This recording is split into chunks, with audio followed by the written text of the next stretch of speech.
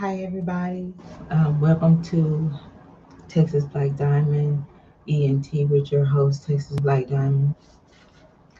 Um, like I was saying, that I'm reading the motions and I'm going over the motions, and I'm like, I am so just like my mind is just I can't believe it. So I'm like, okay, Jennifer is she's getting the opportunity to see things that we have not been able to see.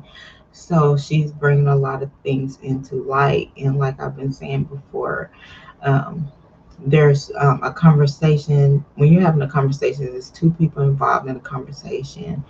And we remember that the DA, the prosecutors, did their best to try to keep um, the Clarys off the witness stand because at this point they would have been, I guess, but the evidence is overwhelming that the mother, according to Jennifer Bonjean, has been working on getting her daughter to be with Robert. I'm gonna play a few videos, and then we're gonna do. I'm gonna let the motion be read, and I want you guys to hear it.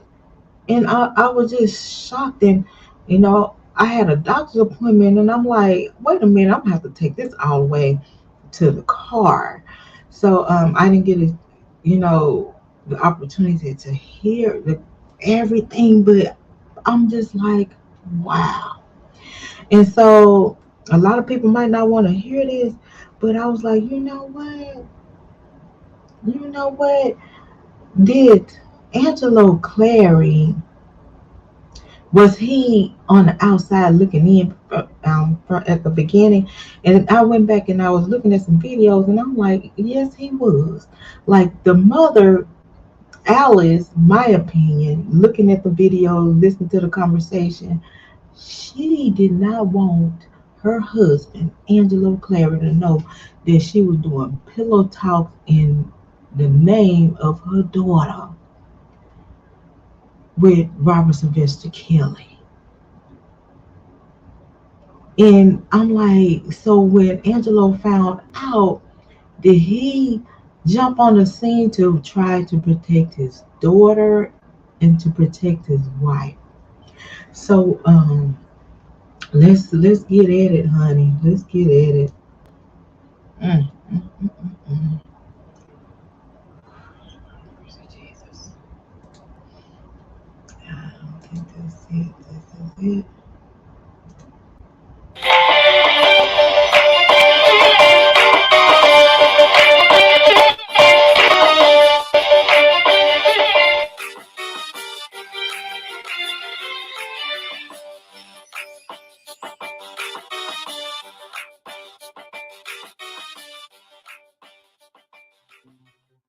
She actually graduated school. Yeah, She she came had to a graduation. graduation. That's a funny story as well. She came to graduation. She had no choice. We was She going made back to it. Chicago, Mhm. and we was gonna be filming at the next show if she did not get home for that graduation. Yeah. She came in for one day rehearsal and a And one day she graduation. didn't do That was prom. it. She didn't do anything. And then Right after graduation. Oh yes, like literally right after the graduation. She sat and had dinner with us, and then she met him around the block from where we ate at. He had his tour bus around there. You ain't have no face-to-face control. No, none now. 5. The government does not intend to call the parents of Jane Doe number 5 to testify in its case in chief. Should the government call any of the parents as a witness, the defendant should be permitted to cross-examine those witnesses about such conduct, given that it could be relevant to their truthfulness. You mean to tell me Angelo lied as Clary? So if let me get myself on here. So if y'all can remember now, that's when I was going off about the damn parents. Now see, we see stuff and they call us crazy. There ain't nobody crazy. And it's coming all out. And I was going out. I'm like, wait a minute, you mean to tell me? And I did some cussing. I had to go back and tone some of this stuff down because I was going out. Um, I guess I'm gonna try to finish it. Let this video continue to run, cause hunty, mm, mm, mm, mm, mm, mm, mm, mm, mm, mm, mm. This is a sad situation, Lord mercy, Jesus. Oh, Lord, I said this is not officially my comeback, y'all. I have it on private, because this is the fastest way for me to do it. But I just want to talk about this, y'all. I can't take it. This is hurting my soul. When I was trying to send my daughter away to keep her ass from some dingaling, this woman is shipping her daughter to some dingaling. Can get up there if y'all decide to call Daddy Pappy up there and he can tell all the lies up under oath because the bastard don't give a shit. All don't give a damn about an oath. You understand me? He didn't give a damn about taking lies by selling cracks to people. And y'all mean to tell me y'all got y'all females, y'all got some balls to say that Angelo Clary, if you decide to call him and get up there and speak on y'all behalf, and this man don't have the right to due process in his amendment. What the? We ain't in no other country. We ain't in no third world country. We in the United States. And when you put a mother there, and if the defense team needs to cross the examine, that's exactly supposed to happen. Let me calm down. Truthfully. Case 1:19 CR 00286 AMD document 136 filed July 23rd, 21 page 13 of 40 page ID hashtag 1199. 13. To profit if the defendant agreed to such business ventures, and while she was still 17 years old, encouraged her to take photographs of the defendant, which could later be used against the defendant given, in part, her status as a minor. As discussed above, Now, let me jump in this real quick. I don't know if I'm on mute. I don't know. But anywho, yeah, so now, y'all, I took me some medicine and I got my throat drops and I'm trying to talk. I got to talk. Now, this damn woman, now, according to Jennifer, and what I read in this damn motion, and they sitting her here saying these ventures and taking naked pictures and stuff, the damn mammy is coercing her daughter to sit in this man's lap. I can't believe this. Oh Lord, let me hurry up. And let me hurry up real fast because I'm at 8 minutes because we got this damn motion to go through, and I want to play a couple of these videos. I want y'all to see. Let me try to fast forward this a little bit. It's sloppy. I don't care today, but this ain't my official video. I'm just trying to jump in so we can see the shit that these people can see the stuff that we've been talking about from the get damn go. And hell, we wasn't crazy because we did our research and we knew it was some lies and some kinks and some dents some damn where. And then they lied. They lied about their damn graduation. You see how they sat there and told that damn lie in 2019, said he was around the damn corner, hugged up. They hugged up the damn sister that lied, said she was kidnapped and thrown out the damn windows and shit in a back alley in Chicago. She's hugged up with Robert at Azrael Clary's damn graduation.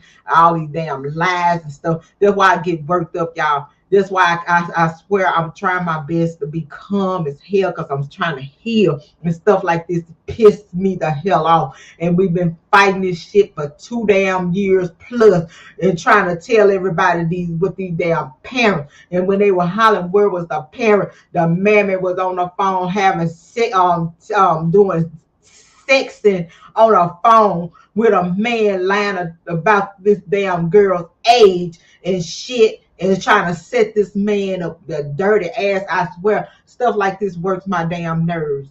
It works my damn nerves.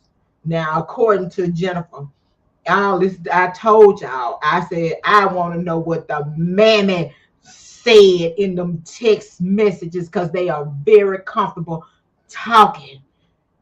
Her and Azriel, as they said, Jane Doe. Hell. Mm. My damn nerves bad. See, now y'all see that's why I got the rest. Oh, Lord have mercy, Jesus. My daughter went from April, from the time she met him, until August.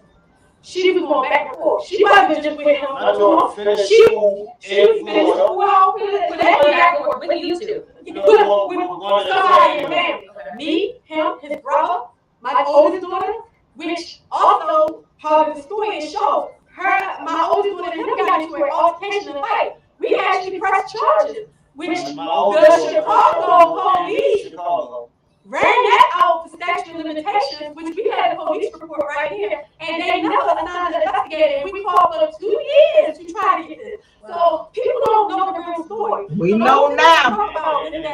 Hey, that was something else that was on the media that people like. Whole thing over there. So when you raise your daughters and you raise a certain way, you know they're gonna look out for each other a certain way.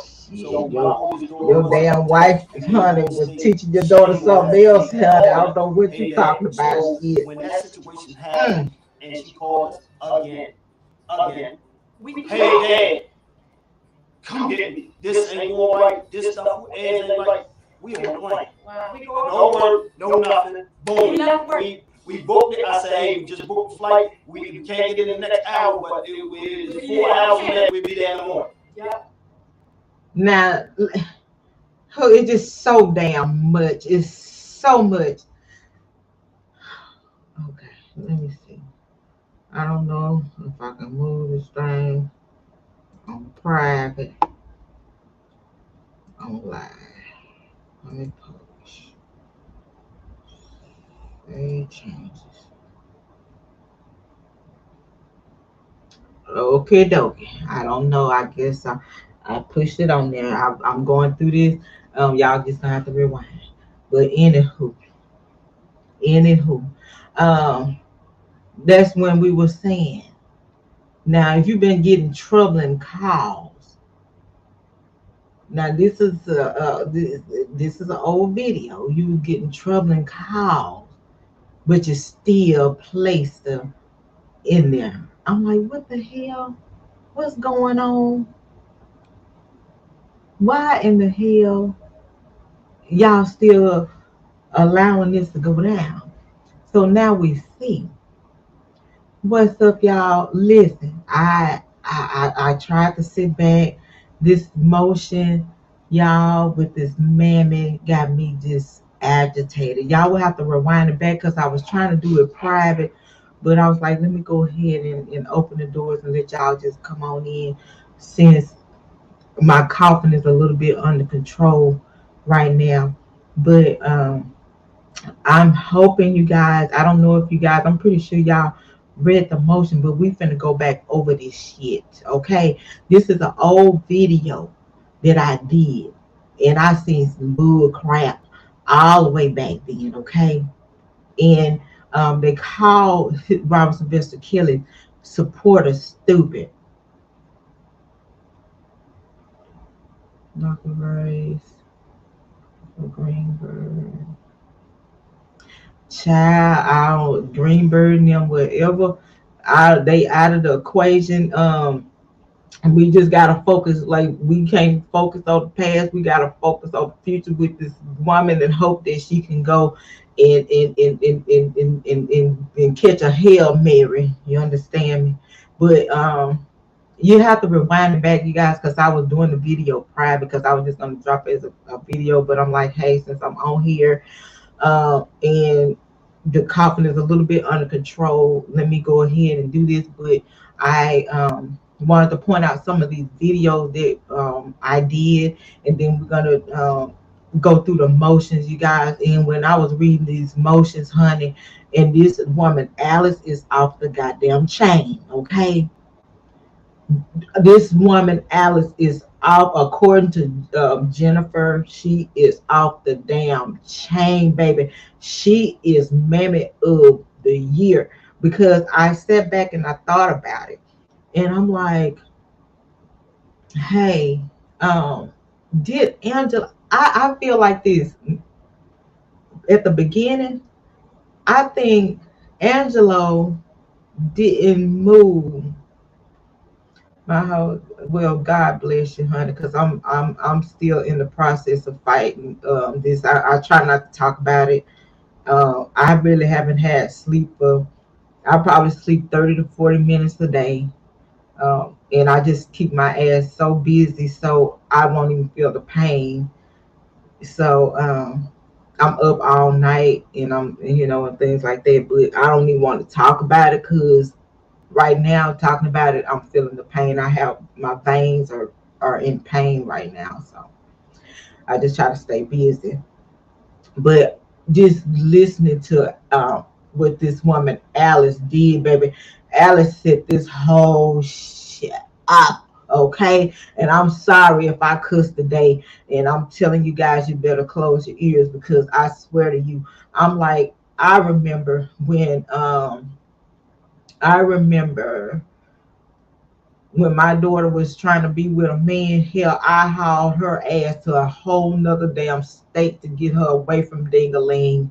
And this woman is shipping her damn daughter to Dingaling. And what got me, y'all gonna be wild. I don't know if y'all done, I'm pretty sure somebody done read these motions and stuff. But when Alice said that Alice, according to Jennifer, I don't know if I should jump on into this motion. I wanted to go back into the past of what we've been trying to tell everybody about these damn no good ass damn parents. And then everybody was upset. Uh, Everybody was upset talking about the damn parents here, when everybody was saying where was a parent. Apparently Alice Clary, the mammy, was on the phone, pretending to be her damn daughter, saying that she 18 and 19 years old, and telling her how to dress and to get on this man and just entice him and shit. She teaching her daughter to entice a man. So now y'all seeing what I'm talking about when I talk about our women. And then they go around here trying to make it look like we some weak ass damn women, and I can't stand this shit. Laying in the bed, I'm watching this damn the bunny damn exes talking about his dead ass. Now they trying to say that they was in a cult. You're a damn lie for you to sit there and say, well, my job, and I was afraid because my job. No, you went and rode that old ass man because you needed freaking money. And I'm sick of these Me Too people running around here trying to act like females are weak as hell. You got damn teenagers, know how to, work that damn shit. And it's sad. It is sad. This is sad. I and I'm like, so listening to Angelo Clary at the beginning, and I believe that's the reason why Alice went MIA, because then as stuff started, dropping, and all the information started dropping, Angelo Clary started getting all the info, because they had to tell him what went down. And so I felt like Angelo went in to cover up for his daughter and to cover up for his wife. And then they tried to see if they can get whatever they can get out of the process at the same time. But for this woman to tell, she's going to say, you haven't, as a mother, you're going to say this man wants to, excuse my language because I'm going to say it, and then the thing is going to say it too. This man want to fuck as a mother. So if you know that R. Kelly wants sex, why the fuck would you send your daughter to that hotel? So now, let's go back. Y'all remember me saying this very shit right here when they were talking on here, and I said this here. I said, now, this is some strange shit. Now, is all these damn hotels in freaking Florida How the hell y'all know where the hell Robert was? Now, see, Angelo said a goddamn bus.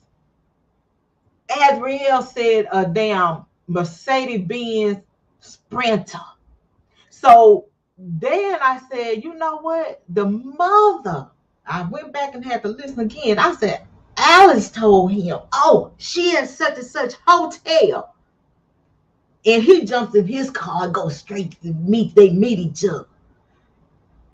And all at the same time, she was trying to set up Robert, but she didn't tell her husband.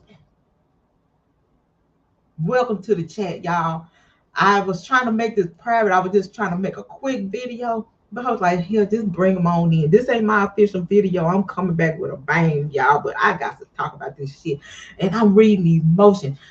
I knew that she brought up Geronda Pace. Geronda damn Pace ass is in that damn thing. She in there, a whole lot of them in there, and it's still a whole lot to read, y'all. And I know on one of them it's 135 pages.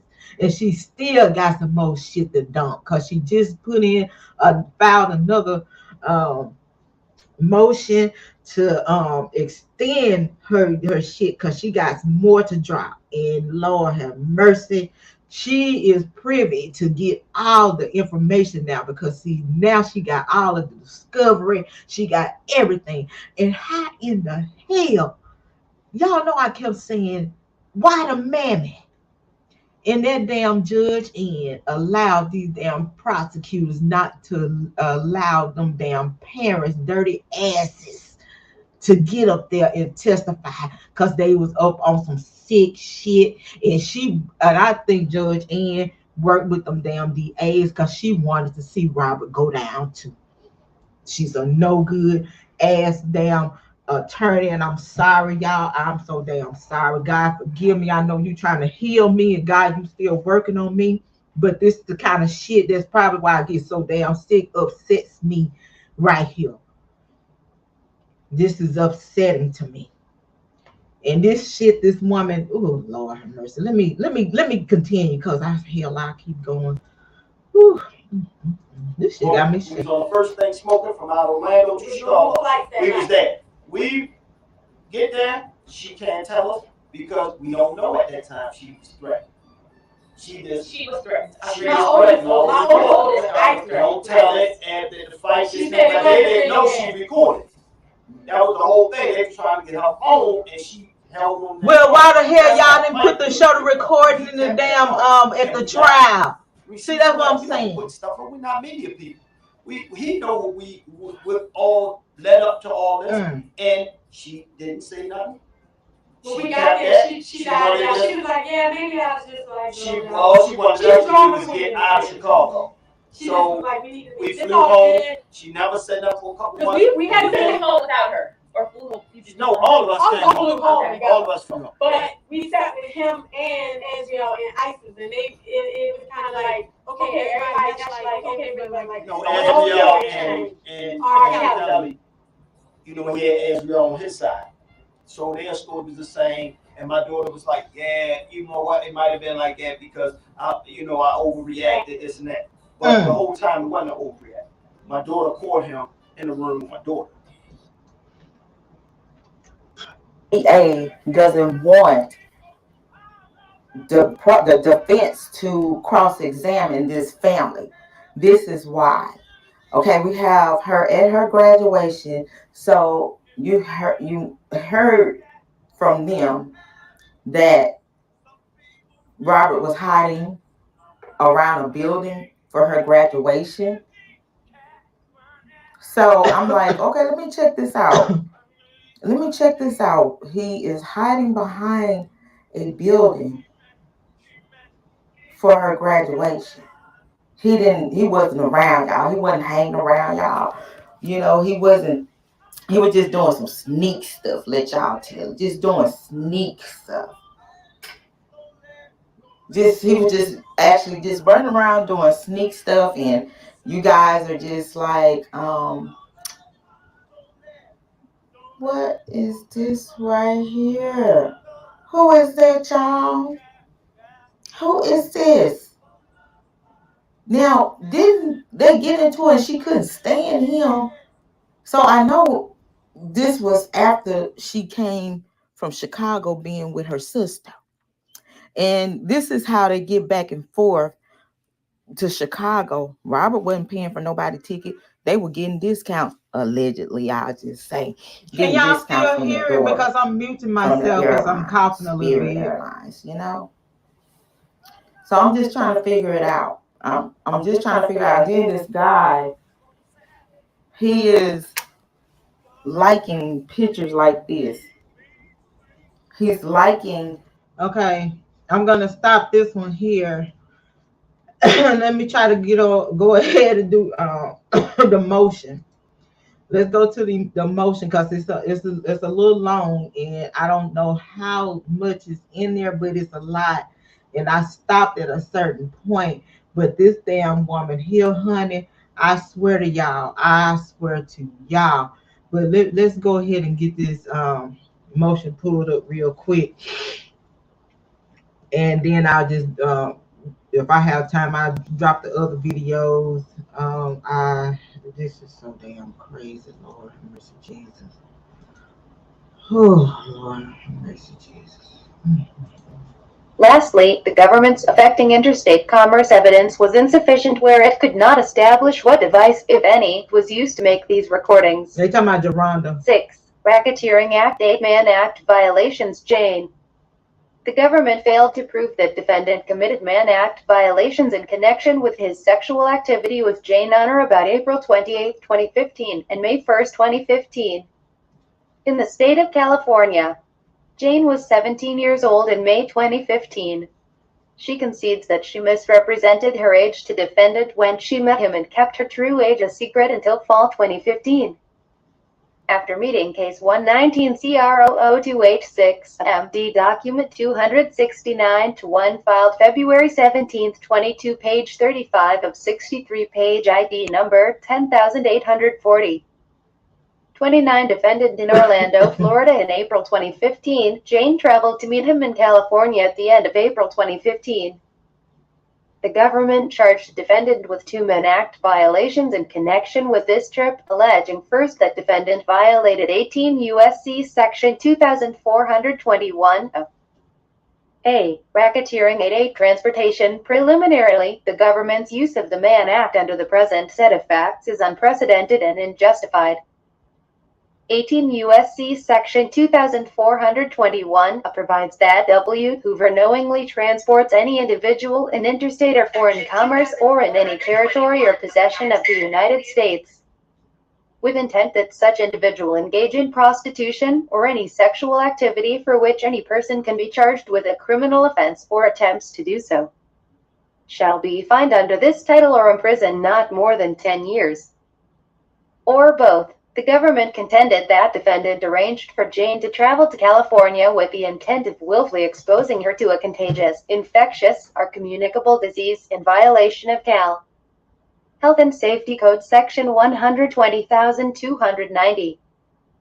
The government failed to prove a Mann Act violation under Section 2421, where it offered insufficient evidence that defendant 1 transported Jane with the intent of exposing her to herpes, and 2 committed a violation of Cal. Health and Safety Code Section 120,290 by proof beyond a reasonable doubt. Intent because there is no link connecting defendant's transportation of Jane with an intent to expose her to herpes. Defendant cannot be guilty of a Mann Act violation.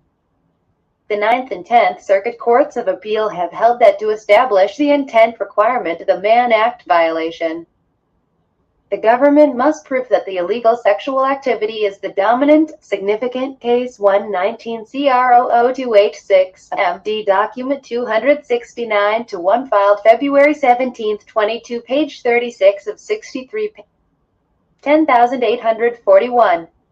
30-year motivating purpose behind the transportation. See United States v. Kinslow 860 F2D 963 9 CIR. 1988, United States v. Lukashoff 694 F3D 1107 1110 9 CIR. 2012 United States v. Cryer 232 F3D 1318 10th CIR 2000. Similarly, in United States v. Hayward 359 F3D 631 3D CIR 2004, the Third Circuit approved the district court's jury instruction that stated, "It is not necessary for the government to prove that the illegal sexual activity was the sole purpose for the transportation. A person may have several different purposes or motives for such travel, and each may prompt in varying degrees the act of making the journey. The government must prove beyond a reasonable doubt, however, that a significant or motivating purpose of the travel across state or foreign boundaries was to have the individual transported to engage in the illegal sexual activity. In other words, the illegal sexual activity must have not been merely incident to the trip." ID at 637. In United States v. Campbell 49 F3D 1079 5th CIR 1995, the Fifth Circuit analyzed the intent requirement of 18 U.S.C. Section 2421 and held that in determining whether a dominant purpose exists, we instead ask whether the illicit behavior is one of the efficient and compelling purposes of the travel. ID at 1083. See also United States v. Bank 128 F3D 1065 7th CIR 1997, interpreting the dominant purpose standard to merely significant or compelling or efficient. United States v. Perkins 948 F3D 936 8th CIR 2020, holding that to prove the intent elements under Section 2423, the illicit behavior must be one of the purposes motivating the interstate transportation. The Second Circuit does not seem to have answered the intent question, but whether this court applies a true dominant purpose standard or merely a significant or motivating purpose standard, the result is the same. The defendant's alleged violation of a California health law prohibiting him from exposing a partner to herpes was incidental to the trip. There is no proof in this record that demonstrates that defendant's motivating purpose in transporting Jane to California was to expose her to herpes. In fact, the government cannot even show that the case 119 CR00286 MD document 269-1 filed February 17, 22, page 37 of 63, page ID number 10831 motivating purpose of the trip had anything to do with Jane. As Jane herself testified when asked, Q, and while you were 17, did you take additional trips to California with the defendant? A, yes, I did. Q, and do you remember where you traveled to? A, I do not. Q, do you remember what the purpose of your travel was for? A, he had shows. R, 888. In short, no rational juror could find that the government proved that defendant's intent to transport Jane to California was to infect with her herpes. E, violation of Cal. Health Safety Code Section 120,292. The government did not prove beyond a reasonable doubt that defendant committed a violation of the Cal. Health and Safety Code Section 120,290 because the government charged defendant with a repealed version of the statute no longer in effect, a version that reduced the government's burden of proof. Prior to the jury charge in this case, defendant notified the court that the jury instructions did not reflect the elements of Cal. Health and Safety Code Section 120,290. The government acknowledged as much but argued that it charged defendant under the statute that was in effect in 2015. The government had no authority to charge defendant with a statute that was repealed or inoperative at the time of prosecution. United States v. Chambers 291 U.S. 217, 223, 1934, in case a statute is repealed or rendered inoperative. No further proceedings can be had to enforce it in pending prosecutions unless competent authority has kept the statute alive for that purpose. 32 in 2015, Section 120,290 of the California Health and Safety Code provided except in provided in Section 120,291 or in the case of the removal of an afflicted person in a manner the least dangerous to the public health. Any person afflicted with any contagious, infectious, or communicable disease who willfully exposes himself or herself to another person, and any person who willfully exposes another person afflicted with the disease to someone else is guilty of a misdemeanor. The statute was overhauled entirely in 2018 after the California legislature determined that it was antiquated, having been passed during an era of discrimination toward those afflicted with HIV. The current statute bears little to no resemblance to the repealed 2015 version, least of all because it now requires a showing of a specific intent to transmit the disease. Although repealed or inoperative, the government proposed a jury instruction that attempted to reflect the elements of the 2015 statute. Apparently recognizing that the 2015 statute was unconstitutionally vague in any event, the government stepped into the shoes of the legislature and rewrote the statute to save it from a constitutional challenge. Thus, the government not only charged defendant with a repealed statute but rewrote it in clear violation of various constitutional provisions, including the separations of power clause and principles of comity. Defendant's jury was instructed pursuant to a statute that never existed. A California court has no authority to rewrite a California statute, and neither does a district court sitting in New York. Even if the government had the authority to charge defendant under the 2015 version of Section 120,290 of the California Health and Safety Code, the statute does not pass constitutional muster. Most obviously, the statute is void for vagueness both on its face and as applied to the bill. Analysis for the 2018 enactment sets forth the legislative history and rationale for repealing the version under which defendant was prosecuted. This URL. Case 33 Defendant. The doctrine of vagueness guards against arbitrary or discriminatory law enforcement by insisting that a statute provides standards to govern the actions of police officers, prosecutors, juries, and judges. Sessions v. DeMaya. 138 S. Court 1204-1212-2017. As written, the 2015 law fails to provide adequate definitions that put individuals with any chronic and potentially contagious diseases on notice of what amounts to criminal conduct, including communicable diseases that are not sexually transmitted. By way of example, nearly 50% of the population has herpes simplex, a communicable disease. Under the 2015 statute, anyone with herpes simplex, also known as cold sores, who kisses another person without disclosing that they have herpes simplex, is guilty of a misdemeanor. Even if the afflicted person has no active infection, outbreak, and does not pass the disease along to the recipient of the kiss. Under this statute, parents with herpes simplex, again 50% of the population, would be prohibited from kissing their own children. One cannot imagine how many arbitrary prosecutions could take place in this current era of a pandemic if this law was in effect today. Even if the elements of the statute were as the government alleged, insufficient evidence existed to sustain the charge. The government did not prove that defendant was contagious, infected, or had the capacity to transmit herpes during the sexual encounter he had with Jane in May 2015. Additionally, the government cannot show that defendant acted willfully with knowledge of the consequences. Presumably, the government assumes that the consequences is transmitting the disease to the person exposed. But effective treatments exist for herpes that significantly reduce outbreaks and the likelihood of transmission.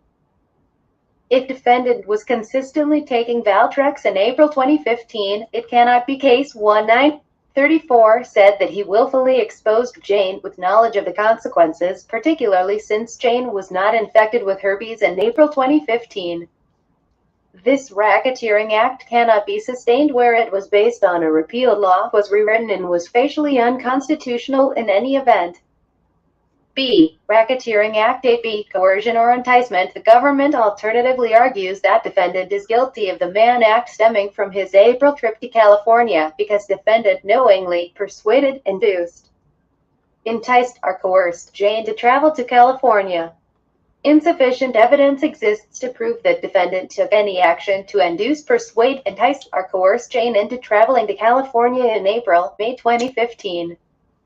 Quite the opposite, the record shows that Jane's mother purposefully and strategically enticed defendant with her 17-year-old daughter, comparing her to Aaliyah at various points.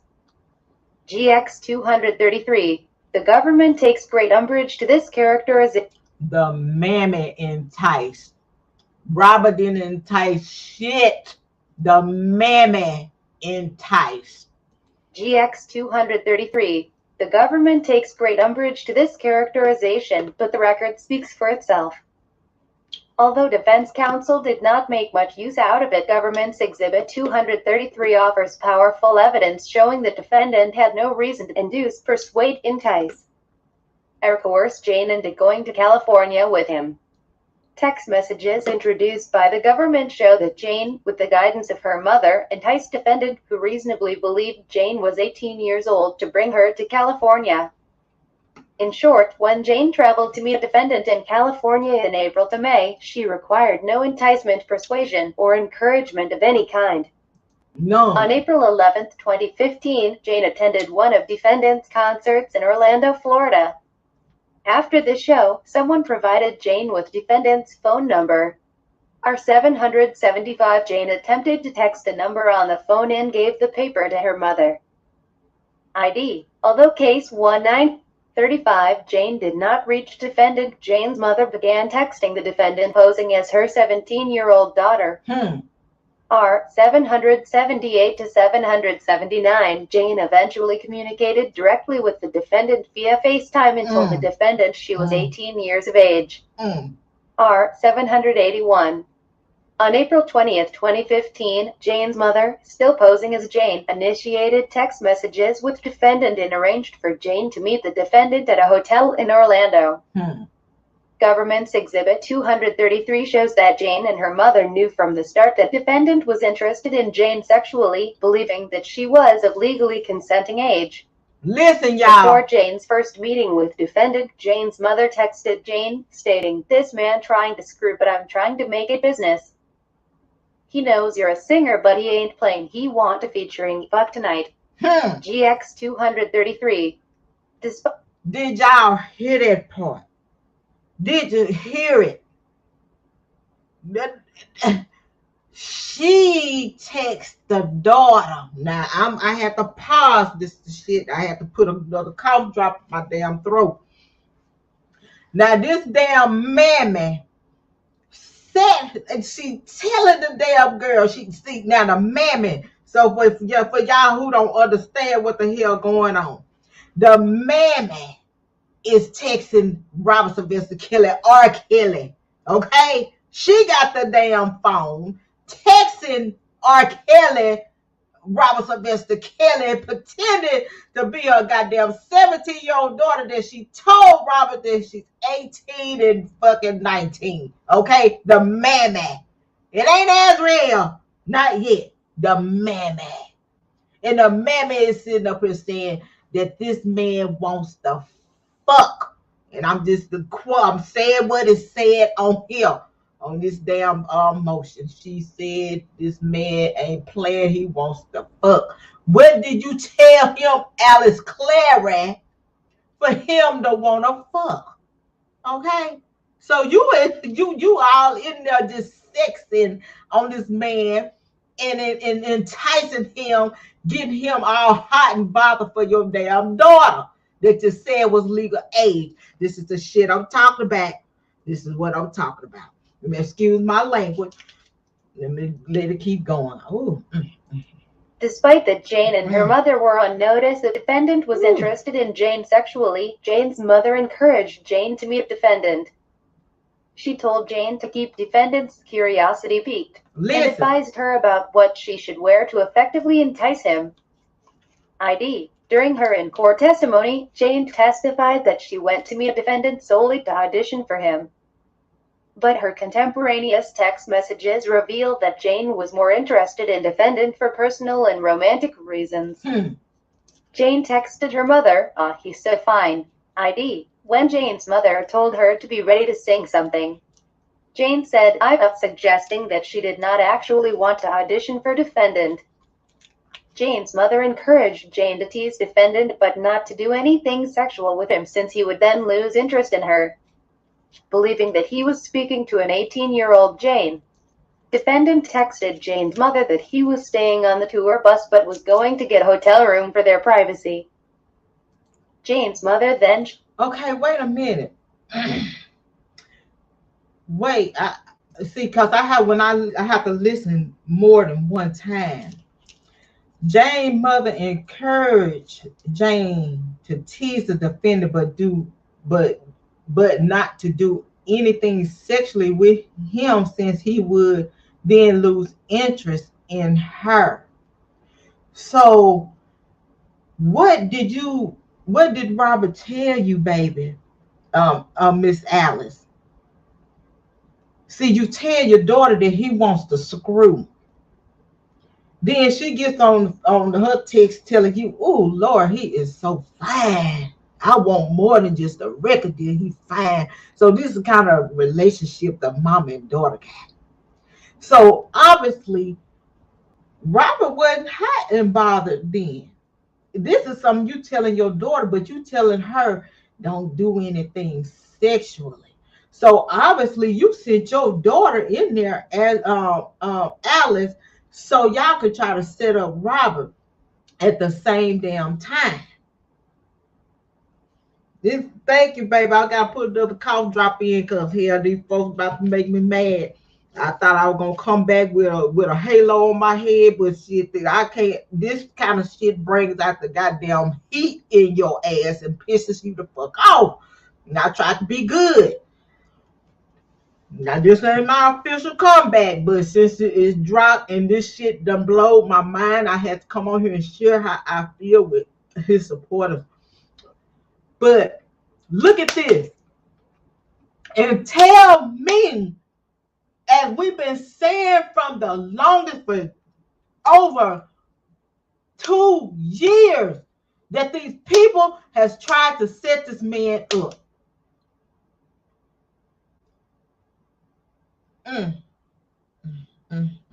Y'all, welcome to the chat. I'm trying to keep up with the pages, so I'm not looking. I look down every now and then, but I want to keep up with the pages so y'all can see the words for word on this here. So Jennifer Bonjean got the info. She got all the discovery, and she is going through piles of discovery and piles of discovery. More and more is gonna come out. And I told y'all it is a goddamn conversation. Why we don't see the Mammy conversation? This is why we didn't see Mammy Alice conversation.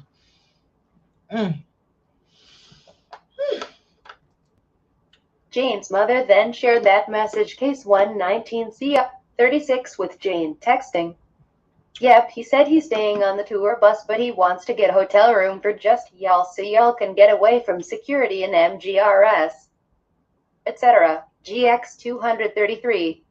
Jane's mother gave Jane some final advice before she sent her to meet a defendant who believed Jane to be 18 years old. Be prepared to sing 3 songs. He said he will meet you and listen to your song. Please have your glasses off, hair to side. Mama knows best. Pretty hurts in third. Your choice, don't yell. Dad, put on a show. Dance, grab his hand, shimmy, wiggle, sit on his lap, entice him. While singing, it's all about performance. This your chance and opportunity, don't blow it." Jane's mother even told Jane not to look grown. Emphasis added, "Take off that ugly ass lipstick. I told you he don't want you to be grown. I told you to keep hair curly. That shit look a mess. You need some jeans or shorts. You trying to look grown. He wanted you 'cause you look young and innocent. That's what he want, not a little girl trying to be grown. You're a damn fool." Defying her mother's advice to merely tease defendant, Jane engaged. Now y'all tell me, and did y'all hear that?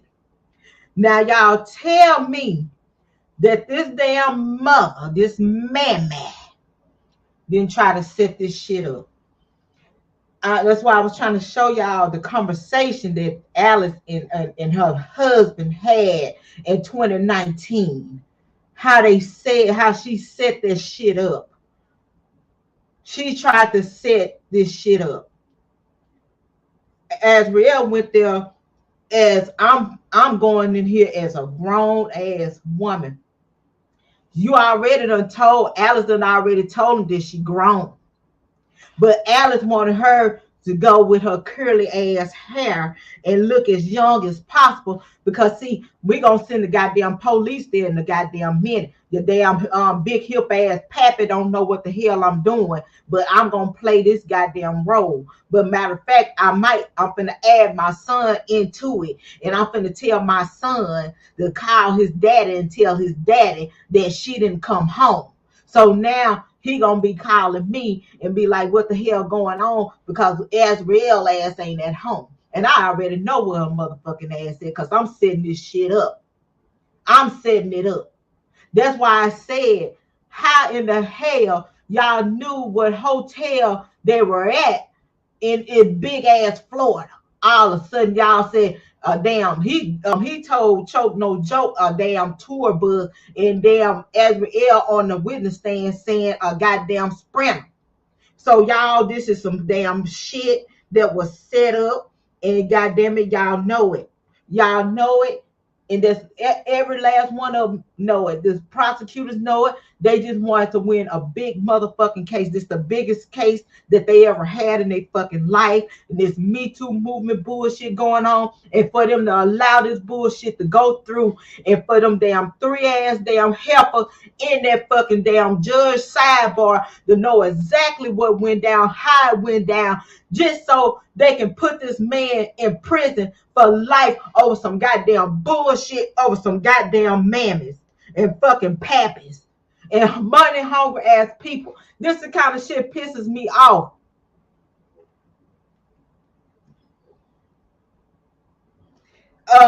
The who gave them R. Kelly's number? Let's keep going. Whew. Okay, I'm gonna try not to disturb y'all, but sometimes you have to stop because you're gonna forget it. I need it while it's on my mind. I have to say it while it's on my mind, and I'm just eating the hell out of these damn hogs, these cough drop. This is some bullshit. This is some bullshit. Oh Lord, have mercy, Jesus. I got 4 damn cough drops left. I'm gonna try to get through this, y'all. Let me play. Let me push. Defying her mother's advice to merely tease defendant, Jane engaged in sexual conduct with defendant in the hotel room. Jane stripped down to her undergarments and walked back and forth for defendant. R. 791. She later acquiesced to removing her clothes, testifying that she got on top of him backwards and he did lick my butt. R. 793. After the sexual encounter, officers arrived at the hotel room and knocked on the door. R. 793. After arranging for Jane to meet a defendant in his hotel, Jane's parents apparently called the police. 3. R. 793. Jane described defendant as nervous and anxious, asking her to confirm that she was 18 years old as she had represented. Jane testified at trial. FTER, he defendant looked through the peephole. He made me go into the restroom immediately and told me to get dressed. And he said, "Are you 18? And I said, "Yes." And he said, "Don't lie to me." And I said, "Yes. ID." Defendant opened the door. 3. Although defense counsel sought to present evidence that Jane's parents intended to set defendant up and extort him, the court precluded the testimony. Case 137, and the police checked Jane's identification to confirm her age before leaving. R. 794. Defendant was present when police officers checked Jane's identification. Rather than calling it night, Jane again removed her clothes and got on top of defendant to continue their sexual activities. R. 795. After her first encounter with defendant, Jane told her mother that defendant had asked whether he could fly her to meet him. Jane told her mother, "I said do." Jane continued to communicate with the defendant via text message and by phone and continued to spend time with defendant in Orlando doing normal dating activities such as seeing movies and eating out. GX 233. At one point, Jane's mother got frustrated with Jane for not prioritizing her music with defendant. On April 23, 2015, Jane's mother texted her, "You need to let him hear your songs. Let him see your video. You trying to date a man, you need to let him see your shit." Quote. Emphasis added. Jane's mother also continued to encourage Jane's relationship with defendant, telling her to be a little feisty, stating, "He married Alia 'cause she was feisty, she didn't let him run over her. You need to be different than the rest." Later that evening, Jane's mother texted Jane, "You are silly, that man ain't trying to do nothing with you musically, he want to fuck period 'cause he like young girls." Jane reassured her mother that defendant was willing to look at her performances and was patiently waiting to look at some of her videos that her mother had emailed her. On April 24, 2015, after defendant had left Orlando, Jane's mother instructed Jane, "You better be texting him so you will stay on his mind." Later that day, Jane texted her mother about flying out to see defendant in California. Jane and I talked to R. Kelly case 119 CRO0286 MD document 269-38 Mom, yeah, about what Jane? LMAO about flying me out. Mom, oh really? When? Jane, yeah, whenever I tell him he can. Tomorrow if I choose. Mom, oh yeah. On April 28, 2015, Jane traveled to Los Angeles, California to meet a defendant with the knowledge and consent of her parents. R. 799-814, GX 233. Jane continued to text with her mother once in Los Angeles. At one point her mother told her, "He going to be in your room but naked with one of his songs playing." Lol. Government's Exhibit 233 reflects that Jane and her mother texted incessantly while Jane was in Los Angeles with defendant. Jane tells her mother at one point, "Crazy, this Aaliyah movie just came on and I just got off the phone with R." Mom responded, "Really crazy?" Jane testified that she had oral sex with defendant in Los Angeles, but she did not share that information with her mother via text. R. 804-805. At no point did Jane express any apprehensions about being with defendant or ask her mother to arrange for her to come home. When Jane excitedly told her mother that she was riding defendant's tour bus to Stockton to attend his concert, Jane's mother responded, "OMG, exciting, you riding on a tour bus." GX 233. On May 1, 2015, Jane's mother urged Jane to take advantage of defendant, texting her, "It won't be star lifestyle if you don't get serious about your music and show this.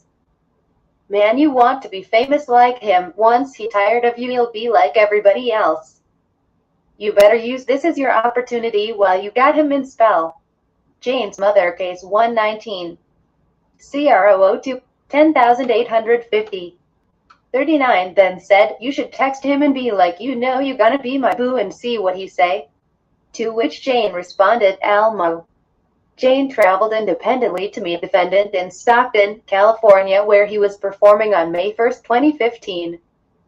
R. 818. She stayed in contact with her mother the entire time. At one point, Jane explained to her mother how she ended up going to Stockton to see defendant's performance. "I told you. He asked me did I want to come to his show. I said of course and he said okay then. Let's pack this stuff up.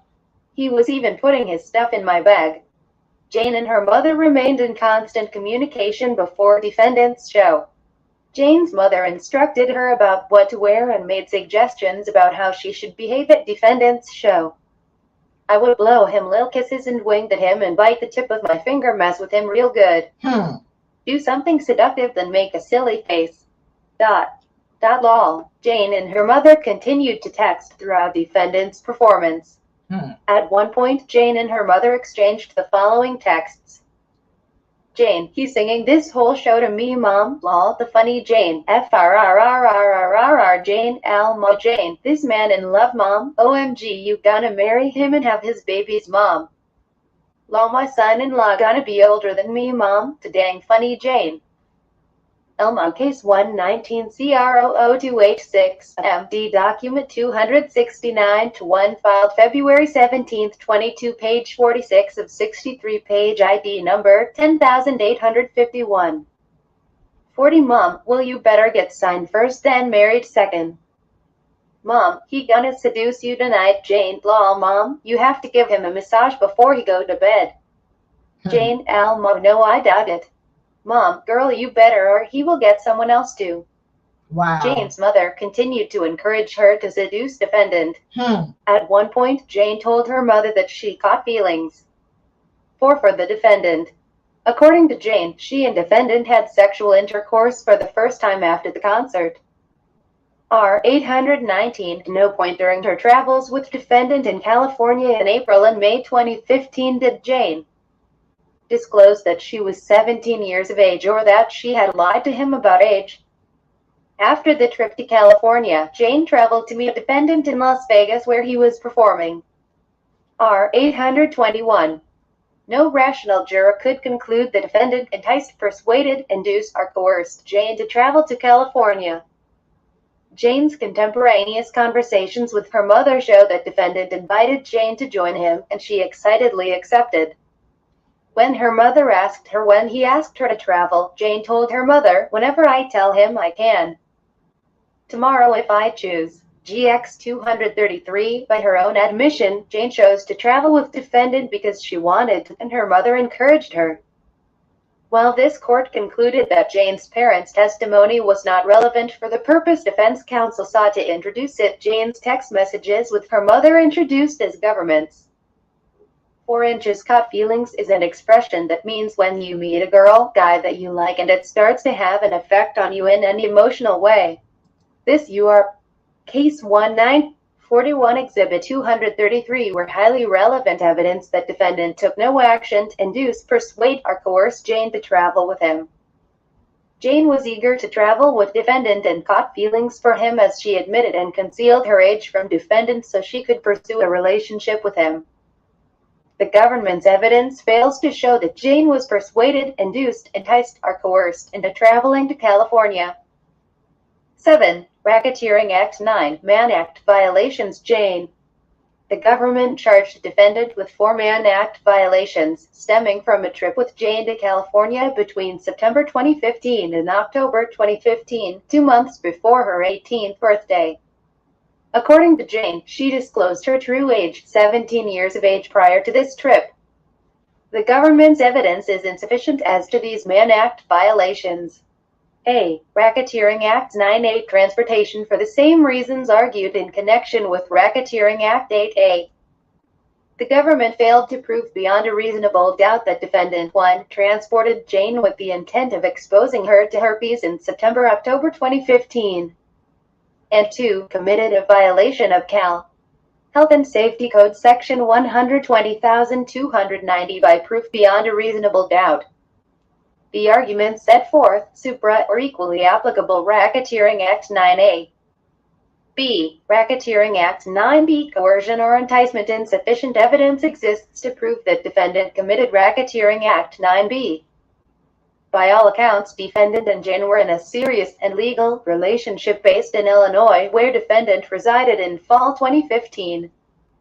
Although Jane testified that she told defendant her true age after the summer ended in 2015, the record does not reflect precisely when she told defendant her true age.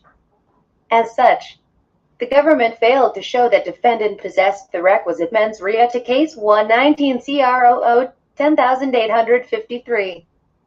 42. Sustain a charge of unlawful sexual intercourse with a person under 18 years old under the California Penal Code in September or October 2015.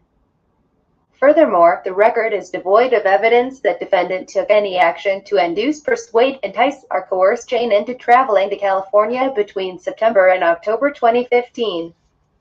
Critically, when defendant learned that Jane had lied about her age, he sent her home to Florida. Jane returned to Chicago with her parents' consent. Although it is true that Jane's parents did not have the authority to consent to any illegal sexual activity between Jane and the defendant, their permission to allow her to stay with defendant is reflective of Jane's desire to continue her relationship with defendant. Jane offered no testimony to suggest that she was coerced or enticed into traveling to California in fall 2015. Jane's testimony about defendant's rules and sexual proclivities during this time period are not sufficient evidence of coercion to travel even if Jane now believes with the benefit of hindsight that defendant's conduct was controlling or constituted some type of grooming. C. Racketeering Act 9C, coercion or enticement. The government charged defendant with a Mann Act violation under the separate theory that defendant transported Jane to California in September or October 2015 with the intent to violate California Penal Law Sections 261.5 and 261.5b. Unlawful sexual intercourse with a person under 18. Preliminarily, for the reasons argued supra, the government simply failed to prove that defendant took any action to induce, persuade, entice, or coerce Jane into traveling to California. By late 2015, defendant and Jane were in serious relationship based primarily in Illinois, where defendant resided.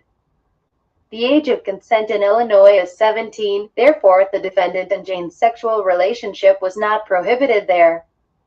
Jane traveled with defendant to numerous states as one of his partners. She went consensually and voluntarily. Defendant did not case 119 CR0028 43 have to induce, persuade, entice, or coerce her to travel, even if the government is correct that defendant had exerted some dominance or control in the relationship at the time. Furthermore, as argued in connection with Racketeering Act 5, the government provided insufficient evidence that defendant used any words to induce, persuade, entice, or coerce Jane to travel to California via a facility of interstate commerce. Under the plain reading of the statute, there must be a nexus between the use of the facility of interstate commerce, a cell phone, computer, and the words of persuasion, enticement, or coercion to satisfy a Section 2422b violation. The record is devoid of that proof. The mere fact that defendant texted with Jane about any number of things does not satisfy the interstate commerce element of this Mann Act violation. D. Racketeering Act 9D, transportation. It is true that in the state of California, the age of consent is 18.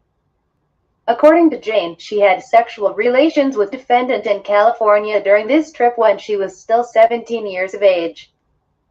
However, the government failed to prove defendant guilty of the Mann Act under this theory, where defendant's motivating purpose in traveling to California was not to have sex with Jane. Defendant and Jane had a consensual and legal sexual relationship in Illinois. Defendant's purpose in traveling to California was to perform, and he arranged for his girlfriend to go with him. If defendant had sexual relations with Jane in California in September and October, it was purely incidental to the purpose of the trip. As Jane herself testified when asked, Q. And while you were 17, did you take additional trips to California with the defendant? A. Yes, I did. Q. And do you remember where you traveled to? Case 119 CR00286 MD.44A. I do not. Q. Do you remember what the purpose of your travel was for? A. He had shows. R. 888. No rational juror could find that the government proved that defendant's motivating purpose in transporting Jane to California was to have sexual intercourse with her, particularly where he had an ongoing legal and consensual sexual relationship with her in the state of Illinois, where he resided. At bottom, no nexus exists between the transportation of Jane and the alleged illegal sexual activity. 8. Racketeering Act 10, sexual exploitation of Jane. The government failed to prove Racketeering Act 10, that is, sexual exploitation of Jane, where it offered insufficient evidence that defendant used, employed, persuaded, induced, or enticed Jane to take part in sexually explicit conduct for the purpose of producing a visual depiction between September 2015 and December 30th. The government contends that prior to Jane's 18th birthday, defendant recorded his sexual experiences with her in California. To demonstrate that defendant committed sexual exploitation of a child pursuant to 18 U.S.C. 2251, it is not enough for Jane to simply allege that defendant recorded sexually explicit conduct. Jane offered no testimony that proved that defendant used, persuaded, induced, enticed, or coerced her into sexually explicit conduct during the relevant time period. Jane had an ongoing sexual relationship with defendant before the video recording incident and after the video recorded incident. Although Jane seems to regret those experiences, she did not offer sufficient evidence of enticement or coercion. The government must prove that defendant did something more than just film the sexually explicit conduct. If the act of filming or recording case 1945 alone was sufficient to sustain the charge, Congress would not have included a requirement that the defendant employ persuade, induce, entire, or coerce. Furthermore, the government failed to prove that defendant acted with a purpose of producing a visual depiction of that conduct. Although the jury was erroneously charged that the government could sustain the charge by proving that the purpose was transmitting a visual depiction, the statute requires something different. Indeed, producing is defined by the statute as producing, directing, manufacturing, issuing, publishing, or advertising. 18 U.S.C. 2256-3. While the statute also prohibits the transmission of live visual depictions, defendant was not charged with transmitting a live visual depiction and there is no evidence that he did. Accordingly, the government failed to prove Racketeering Act 10 by proof beyond a reasonable doubt. 9. Racketeering Act 11. Forced labor of Jane. The government charged defendant with forced labor of Jane under a theory that defendant required Jane to participate in sex with other men and other women. R. 4426. Although at trial, Jane claimed that she did not want to participate in those activities and that she did not enjoy those activities. That does not mean that Jane was forced to participate in those activities. If Jane refuses even now to allege that she was forced by threats of violence to engage in certain sex acts, it is unclear why the government believes she was. Again, belatedly acknowledging that one really did not want to participate in the conduct is not the equivalent of being forced. The record is devoid of any evidence that Jane was forced within the meaning of the statute to have sex with individuals other than the defendant or that she was prohibited in any way from extricating herself from the relationship. Case 119 CR00286. 46. The government's evidence that Jane was forced to participate in these sexual acts consisted of Alex's nephew testimony that some women he had sex with were zombie-ish, and that defendant had directed women, other than Jane, to participate in group sex. Rather than point the jury to specific evidence from Jane's testimony that reflected that she had been forced to participate in these activities through violence, restraint, or threat of violence, the government argued that defendant had directed Dominique to have sexual intercourse with Alex. R. 44,264,427. While the government was permitted to offer an extraordinary amount of uncharged bad act evidence for various purposes, such evidence cannot supplant the government's burden to show that Jane, herself, was forced to participate in group sex acts. The evidence offered was insufficient proof of the offense of forced labor. As discussed in connection with Racketeering Act 6, the government cannot establish the offense of forced labor by simply showing that defendant and Jane had a sexual relationship that some might consider abusive. The government was required to establish a causal link between the group sex acts and threats of physical violence. It failed to do so. 10. Racketeering Act 12 Mann Act violations. Faith. The government charged defendant with 2 Mann Act violations in connection with Faith's trip to New York in May 2017, alleging that defendant violated 18 U.S.C. Section 2421 and Section 2422. The government charged that defendant either transported or persuaded, induced, enticed, or coerced Faith to travel to New York with the purpose of knowingly exposing her to an infectious venereal disease. Under New York Public Health Law Section 2307 and reckless endangerment pursuant to New York Penal Law Section 120.20. The government failed to prove Mann Act violations under Section 2421 and Section 2422, where it offered insufficient evidence that. Case 10,858. 47. Defendant 1. Transported Faith with the intent of exposing her to herpes, or 2. Persuaded, induced, enticed, or coerced Faith to travel to New York with the intent of exposing her to herpes. Separately, the government failed to prove that defendant committed the offense of reckless endangerment or a violation New York Public Health Law Section 2307, which is unconstitutional in any event both facially and as applied to the defendant. A. Intent. Because there is no link connecting defendant's transportation of Faith with an intent to expose her to herpes, defendant cannot be guilty of a Mann Act violation. As discussed at length, supra, the government must prove that the illegal sexual activity is the dominant, significant, or motivating purpose behind the transportation. See United States v. Kinslow 860 F2D 963 9 CIR. 1988 United States v. Lukashoff 694 F3D 1107 1110 9 CIR. 2012 United States v. Cryer 232 F3D 1318 10 CIR. 2000 United States v. Hayward 359 F3D 631 3 DCIR. 2004. Because the defendant's purported violation of a New York public health law prohibiting him from exposing a partner to herpes was incidental to Faith's trip rather than a motivating purpose in transporting Faith, the intent requirement of the statute cannot be sustained. The government argued to the jury that it should find defendant guilty of a Mann Act violation by merely finding that defendant transported Faith to New York from her hometown in Texas for the purpose of sex. The only remaining issue is whether the sexual activity that he brought her here for was illegal, and it was. R. 4433. This argument is legally flawed. Transporting Faith to New York to have sex would not satisfy the elements of a violation under Section 2421, since the sex act itself was perfectly legal as Faith was a consenting adult.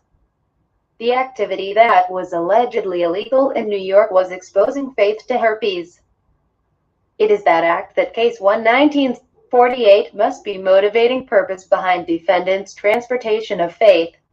Because the government cannot demonstrate a nexus between defendant's motivation for transporting Faith to New York and the illegal sexual activity, defendant must be acquitted of the Section 2421 offense. B. Coercion or enticement. The government alternatively argues that defendant is guilty of the Mann Act stemming from Faith's trip May 18, 2017, trip to New York because defendant knowingly persuaded, induced, enticed or coerced Jane to travel to New York for the purpose of exposing her to herpes. Insufficient evidence exists to prove that defendant took any action to induce, persuade, entice, or coerce Jane into traveling to New York on May 18, 2017. The evidence shows that defendant invited a grown woman to meet him in New York, and she accepted.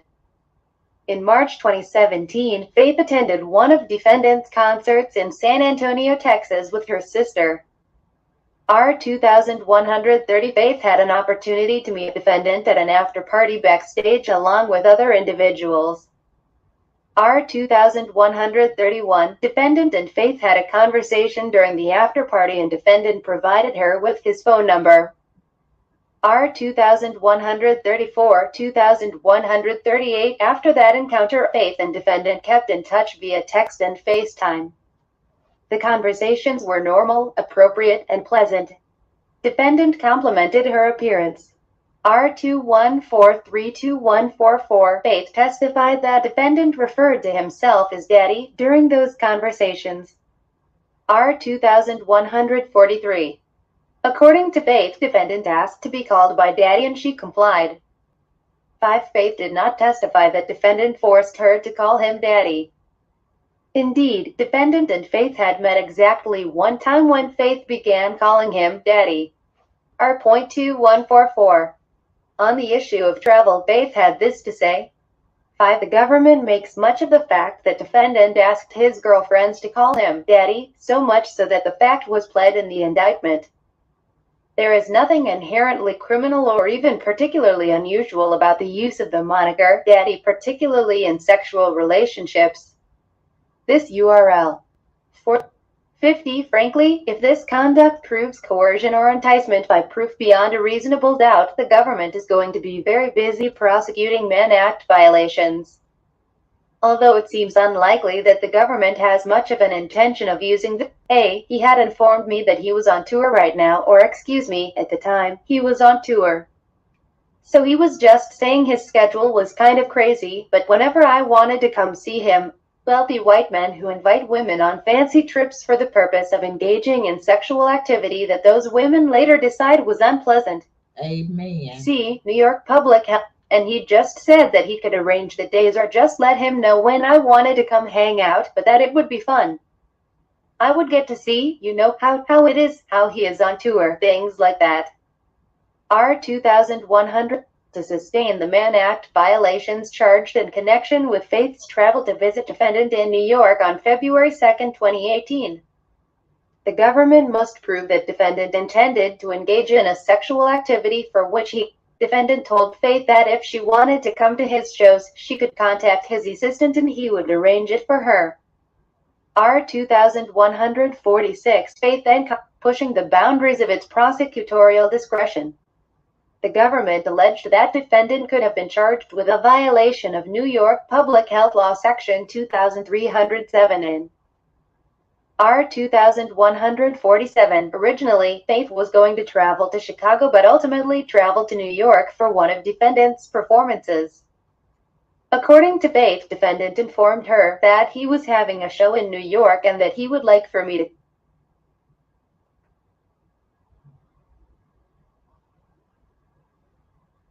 I guess this thing is tired of reading, y'all.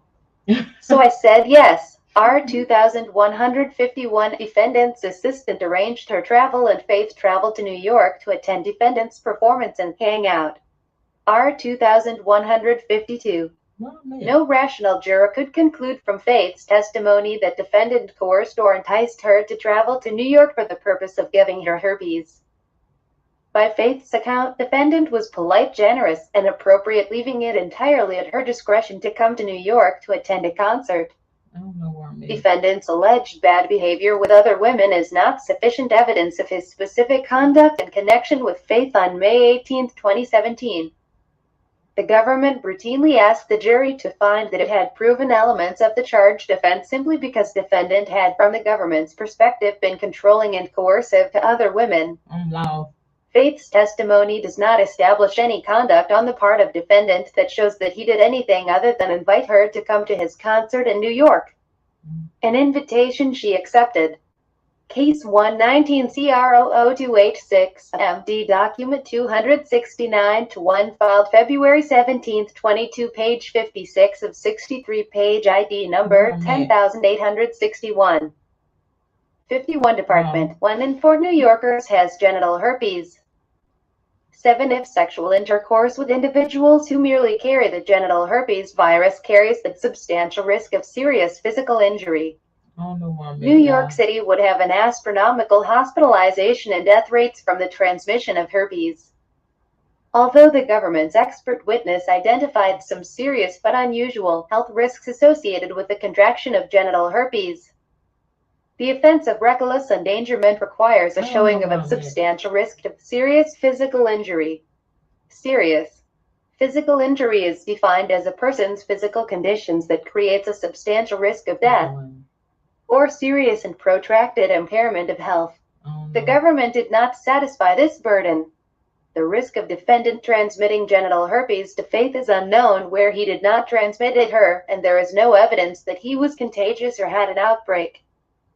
If the government could show that defendant had active symptoms of herpes when he had intercourse with Faith, their proofs might be on a better footing. But merely having unprotected sex with someone who carries the virus cannot, as a matter of law, create a substantial risk of serious physical injury. Notably, the government cannot point to a single case that supports the prosecution's expansive reading of this statute. Even if defendant had given Faith genital herpes, the government's evidence would be insufficient to sustain a charge for reckless endangerment. Herpes is not deadly and rarely causes any serious protracted health impairments. 8. Again, the government's expert witness identified rare complications from herpes that could perhaps meet the definition under the reckless endangerment statute, but since those complications carry a low rather than substantial risk of serious physical injury as defined by the statute, the government cannot, as a matter of law, sustain this claim. 7. This URL. 8. This URL. Case 119 CR00286 MD Document 269-1 filed February 17, 22, page 58 of 63, page ID number 10863. 52. Separately, New York Public Health Law Section 2307 is unconstitutional facially and as applied. For the reasons previously identified by defendant in his motion to strike allegations from count 1 of the superseding indictment and dismiss the remaining counts DKT. No. 42. Additionally, the statute is void for vagueness as it fails to put the public on notice of what conduct constitutes criminal behavior and authorizes arbitrary and discriminatory enforcement. Sessions v. DeMaya, 138 S. Court 1204-12-12-2017. 1 in 6 Americans, 1 in 4 New Yorkers suffer from genital herpes, herpes simplex 2. Under the plain reading of this statute, even a person who carries the virus but has been asymptomatic for decades would commit a crime by having sexual intercourse with another. In the absence of a definition of infected, the statute is unconstitutionally vague. While this court seems to assume that infected means having the virus rather than having the ability to transmit it, no authority supports this application, and such an interpretation would lead to arbitrary and discriminatory enforcement. 11. Racketeering Act 13, Forced Labor, Faith. No rational juror could conclude based on the evidence adduced at trial that defendant knowingly obtained or agreed to obtain any labor or services from Faith on January 13, 2018. A conviction of forced labor under 18 U.S.C. Section 1589 requires the government to prove beyond a reasonable doubt that 1. The defendant obtained the labor or services of another person, 2. through, inter alia, threats of serious harm, and 3. The defendant acted knowingly. United States v. Marcus 487 F. Sup. 387-310 EDNY. 2007. The language by means of contained in the forced labor statute 18 U.S.C. Section 1589 requires the government to establish a causal link between the labor and services provided by the person and the threat of serious harm. ID. Section 1589 is intended to address serious trafficking or cases where traffickers threaten harm. Case 11953 to third persons restrain their victims without physical violence or injury, or threaten dire consequences by means other than overt violence. Muchir v. Alred Walk 850 F3D 605. 618 4th. CIR. 2017. The harm or threat of harm, considered from the vantage point of a reasonable person in the place of the victim, must be sufficiently serious to compel that person to remain in her condition of servitude when she otherwise would have left. ID. According to the government, on January 13, 2018, defendant violated the forced labor statute by using threats of violence to obtain labor and active oral sex from Faith. The forced labor statute was not intended to reach isolated conduct like that described by Faith. Faith testified that she traveled to Los Angeles to see defendant, presumably to continue her romantic sexual relationship with the defendant.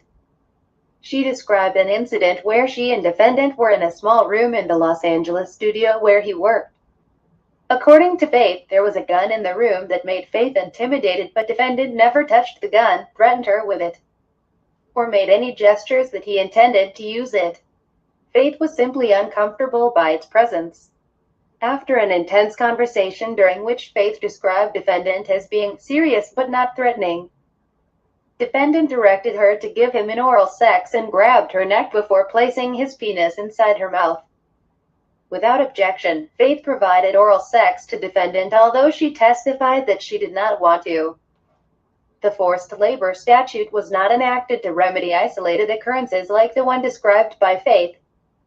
Indeed, it is not even clear from Faith's testimony that she gave any indication to defendant that she did not want to give him oral sex, although she claims she did not want to give him oral. The record fails to reflect a causal link between the isolated act of oral sex and any threat of physical violence, even if Faith felt intimidated by being in the same room where a gun was located. This event did not amount to forced labor. Furthermore, Faith Case 119-CRO0286-54 traveled to visit the defendant against even after this alleged act of forced labor, where she now claims she did not want to participate in the act of oral sex. 12. Racketeering Act 14 Mann Act violations. Faith. The government charged defendant with a second set of Mann Act violations in relation to Faith's second trip to New York on February 2, 2018. The government's evidence was insufficient for the same reasons argued in connection with Racketeering Act 11. First, the government simply fails to demonstrate the defendant transported Faith to New York on February 2, 2018 for the purpose of exposing her to herpes. Second, the record is devoid of any testimony that defendant coerced or enticed Faith to come to New York for the purpose of exposing her to herpes. Faith and defendant's so-called relationship was conducted almost entirely over text. After meeting at defendant's concert in San Antonio, Faith met the defendant face-to-face no more than 5 times. Faith always returned to her home in Texas after her short excursions to visit with defendant. This was a grown woman who made decisions to travel with defendant not out of fear, coercion, or any type of enticement, but because she wanted to. Amen. Faith herself refuses to identify as someone who was forced to do anything. Not a On damn cross-examination, Faith admitted that she was not a victim and had made a choice to be with defendant. R. 2385. Q. In one of the podcasts we spoke about this morning, the paper route. On that show you said during that interview, I don't like the word victim because I don't feel like I'm a victim. I'm a young woman. And let's be clear, I made a choice to be involved with that person. Do I feel like everything he did was right? Hell no. But I had a choice. And that's why I walked away. I did not move in with him. I did not live with him. I did not take any money from him. There is a choice that you have to make. You said that? A. Correct. Case 119-CRO0286-FD document 269-1 filed February 17, 22, page 61 of 63, page ID number 10866. 55. Q. You made a choice. A. Correct. Q. And you're not a victim. A. Correct. R. 2385. The record is devoid of evidence that proves that defendant coerced or enticed Faith to travel to New York in February 2018. The government must point to some specific words or conduct by the defendant that were coercive or enticing in respect to Faith. An invitation is simply not enough. Accordingly, the government failed to prove Racketeering Act 14. In sum, the government failed to prove the defendant guilty of RICO. 2. The government failed to prove counts 2-THRUH9 of the indictment. The government charged the defendant with 4 freestanding Mann Act charges that mirror Racketeering Acts 8 and 9 related to Jane. For the reasons argued, supra PGS 29-42, the government failed to prove counts 2-5 of the indictment. Similarly, the government charged defendant with 4 freestanding Mann Act violations that mirror Racketeering Acts 12 and 14. For the reasons argued, supra PGS 47-53, 55-56, the government failed to prove counts 6-9 of the indictment. Case 56 conclusion. For the foregoing reasons, this court should enter an order acquitting defendant of all offenses. Respectfully submitted. Ooh, Lord have mercy, Jesus.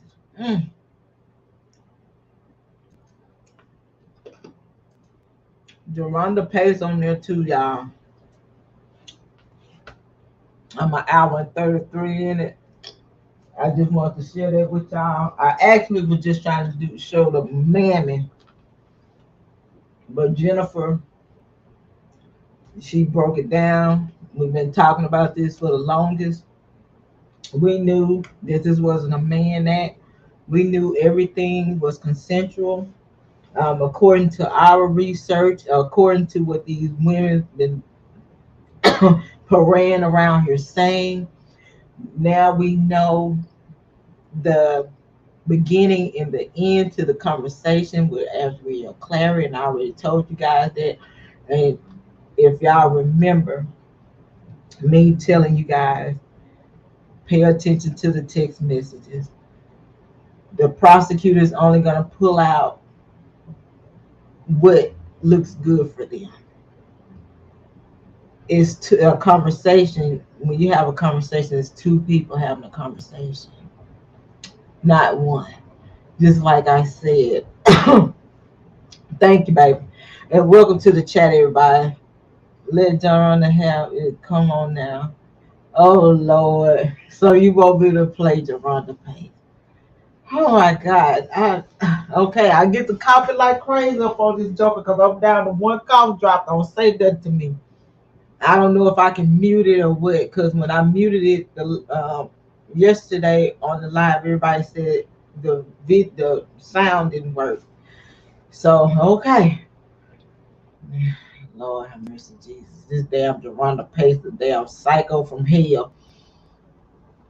I like how she broke it down. She said, did she, she said that Robert, she gave him head, but you didn't say he forced you to give him head. I know that's right, baby. Hell, these people, oh, Lord have mercy, Jesus. Let me find Jesus Christ.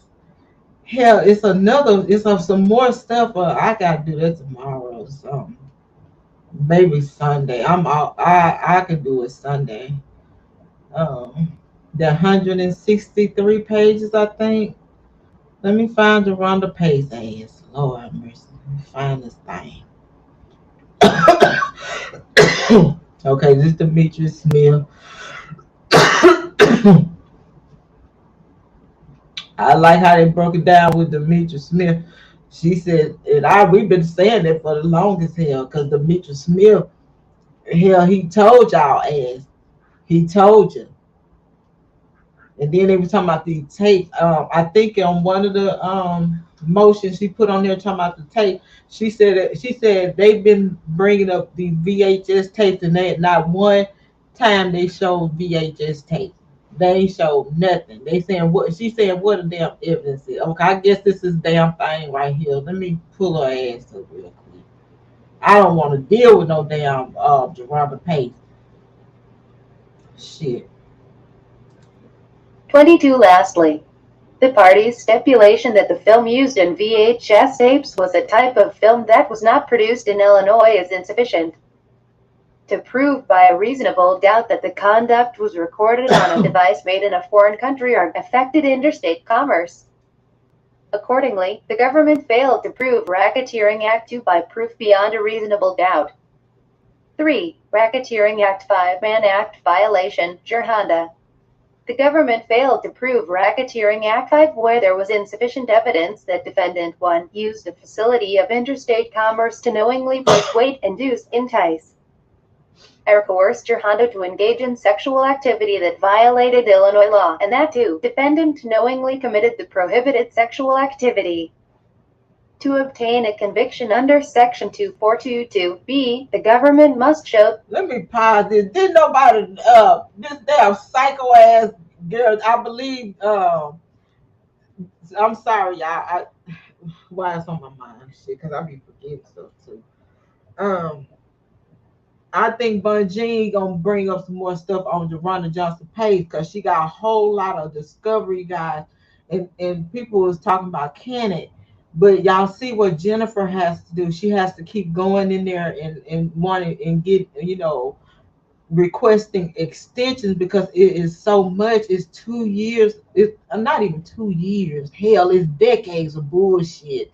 And then these damn newcomers coming in 2015 and stuff. So this woman got all this stuff, and you have to look over this stuff over and over again because you want to make sure you don't miss anything. That's just like with me.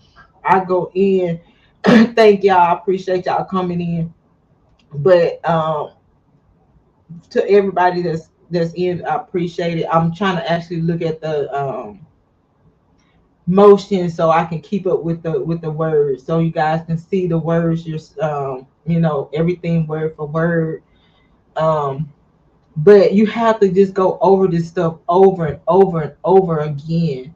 But like I was saying with Faith, and I'm like, baby, you're a grown ass woman.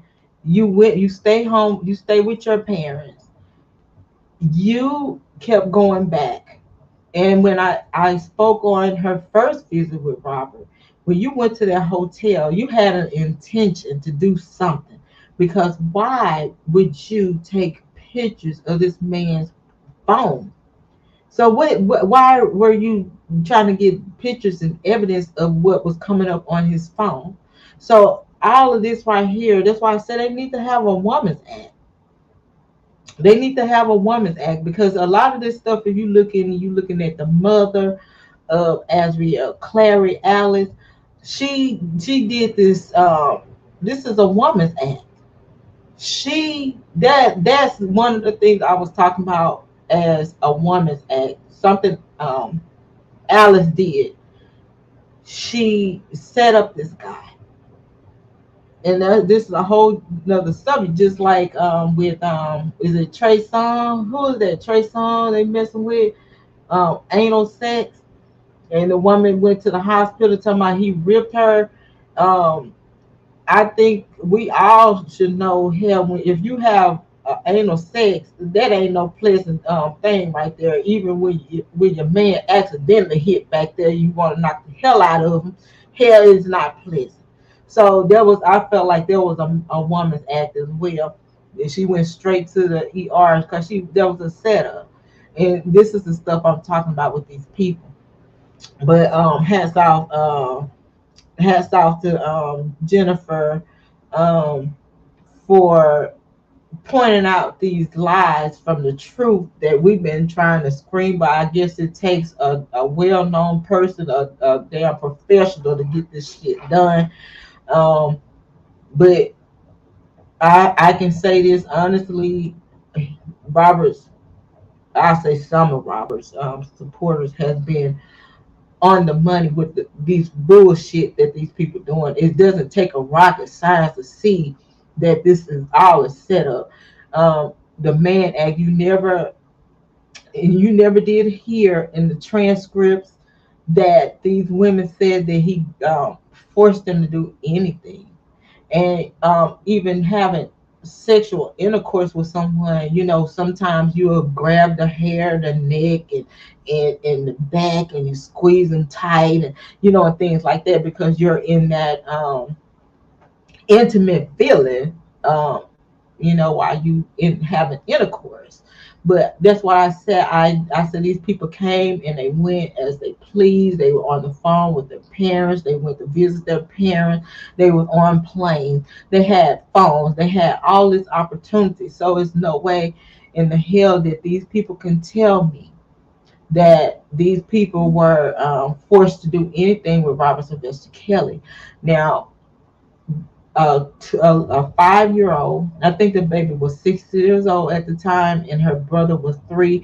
The father went into the convenience store. He's right there. He's gonna run in and grab some cigarettes real quick, and somebody jumped in the car and drove off. The phone wasn't even had a service, but this baby knew because her father taught her that you can dial 911. That baby dialed 911, and she told the police, the dispatcher, where they were headed. That baby was able to read a sign. She was 6 years old. So you can't tell me that these damn women couldn't get on the phone if they felt like they were threatened and said something was fucking wrong with them. Nah, they was chasing that damn bag. Bullshit. Yeah, we've been seeing and calling it. So I'm glad somebody see what we see. We ain't crazy like y'all tried to say we are. To obtain a conviction under Section 2422B, the government must show that the defendant I used a facility of interstate commerce to knowingly persuade, induce, or entice any individual who is younger than 18 years old IV. To engage in sexual activity of a criminal nature. United States v. Brand, 467 F3D 179 200 1022 DCIR. 2006. First, the government did not prove that defendant used a facility of interstate commerce to persuade Gerhanda to engage in aggravated criminal sexual abuse between May 2009 and January 2010. Defendant contends that purely interstate use of cell phones does not constitute use of a facility of interstate commerce. United States v. Lopez, 514 U.S. 549, 1995. Gonzalez v. Reich, 545 U.S. 1, 2005. There are limits on Congress's power to create federal criminal prohibitions on traditionally state-regulated spheres of non-economic activity. But see United States v. Giordano, 442 F3D 31, 40-41, 2 DCIR. 2006, finding that the jurisdictional element of Section 2425 is satisfied by interstate use of a telephone capable of transmitting communicates between states. 2024, the record reflects that Gerhanda habitually lied about age. When she was 15 years old, she befriended a 23-year-old woman with whom she would attend defendant's Illinois state court appearances in 2008. To gain the government's evidence that defendant called Gerhanda on a telephone is not sufficient proof that he used the facility of interstate commerce, a cell phone, according to the government, to knowingly induce, persuade, entice, or coerce Gerhanda to come to Olympia. After using her older connections to get invited to a party at defendant's home in Olympia Fields, she sought out the defendant and falsely told him that she was 19 years old. She sure in the hell To be did. clear, there is no the government provided no text exchanges showing the defendant used any words to induce, persuade, entice, or coerce, nor did Gerhanda testify that during any telephone conversation or on any text messages did defendant use words. Gerhanda implausibly claims that after going through all the trouble of lying about her age to get close to defendant and past his security team, entice or coercing her to come to his home or studios for prohibited sexual activities. Under the plan, she decided to disclose her true age of 16 immediately after their first sexual encounter. Gerhanda claims that defendant was indifferent to her age and continued to engage in sexual relations with her until January 2010.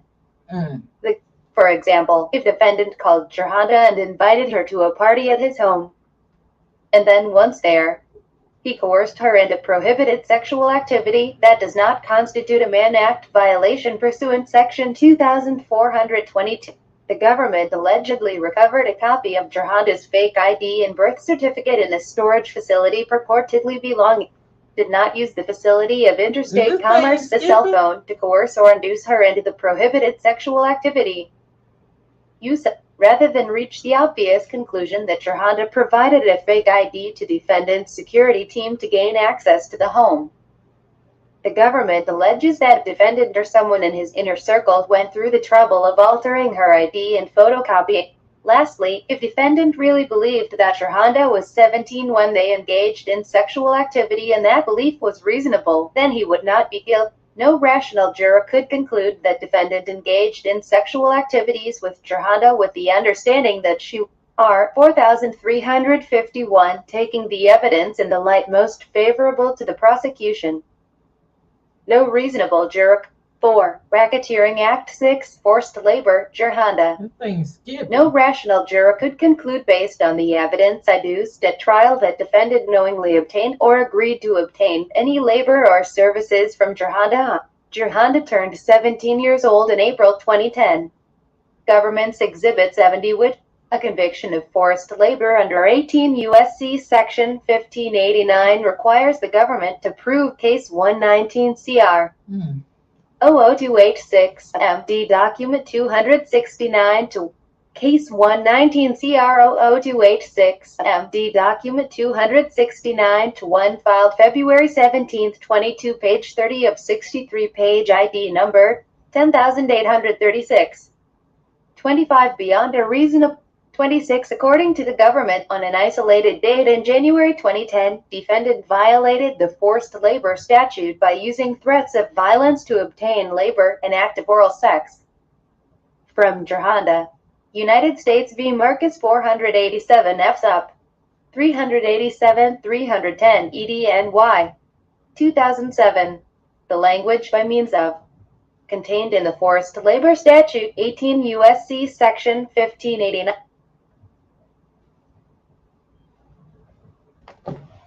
Something going on with the thing. The thing probably tied. We talking about this crazy ass Requires the government girl to establish a causal link between the labor and services provided by the person and the threat of serious harm. ID. Serious harm. For purposes of section 1589, a 2 is defined as NY harm, whether physical or non-physical, including psychological, financial, or reputational harm that is sufficiently serious under all the surrounding circumstances to compel a reasonable person of the same background and in the same circumstances to perform or to continue to performing labor or service in order to avoid incurring that harm. Muchir v. Alred Walk 850 F 3D 605 618 4th.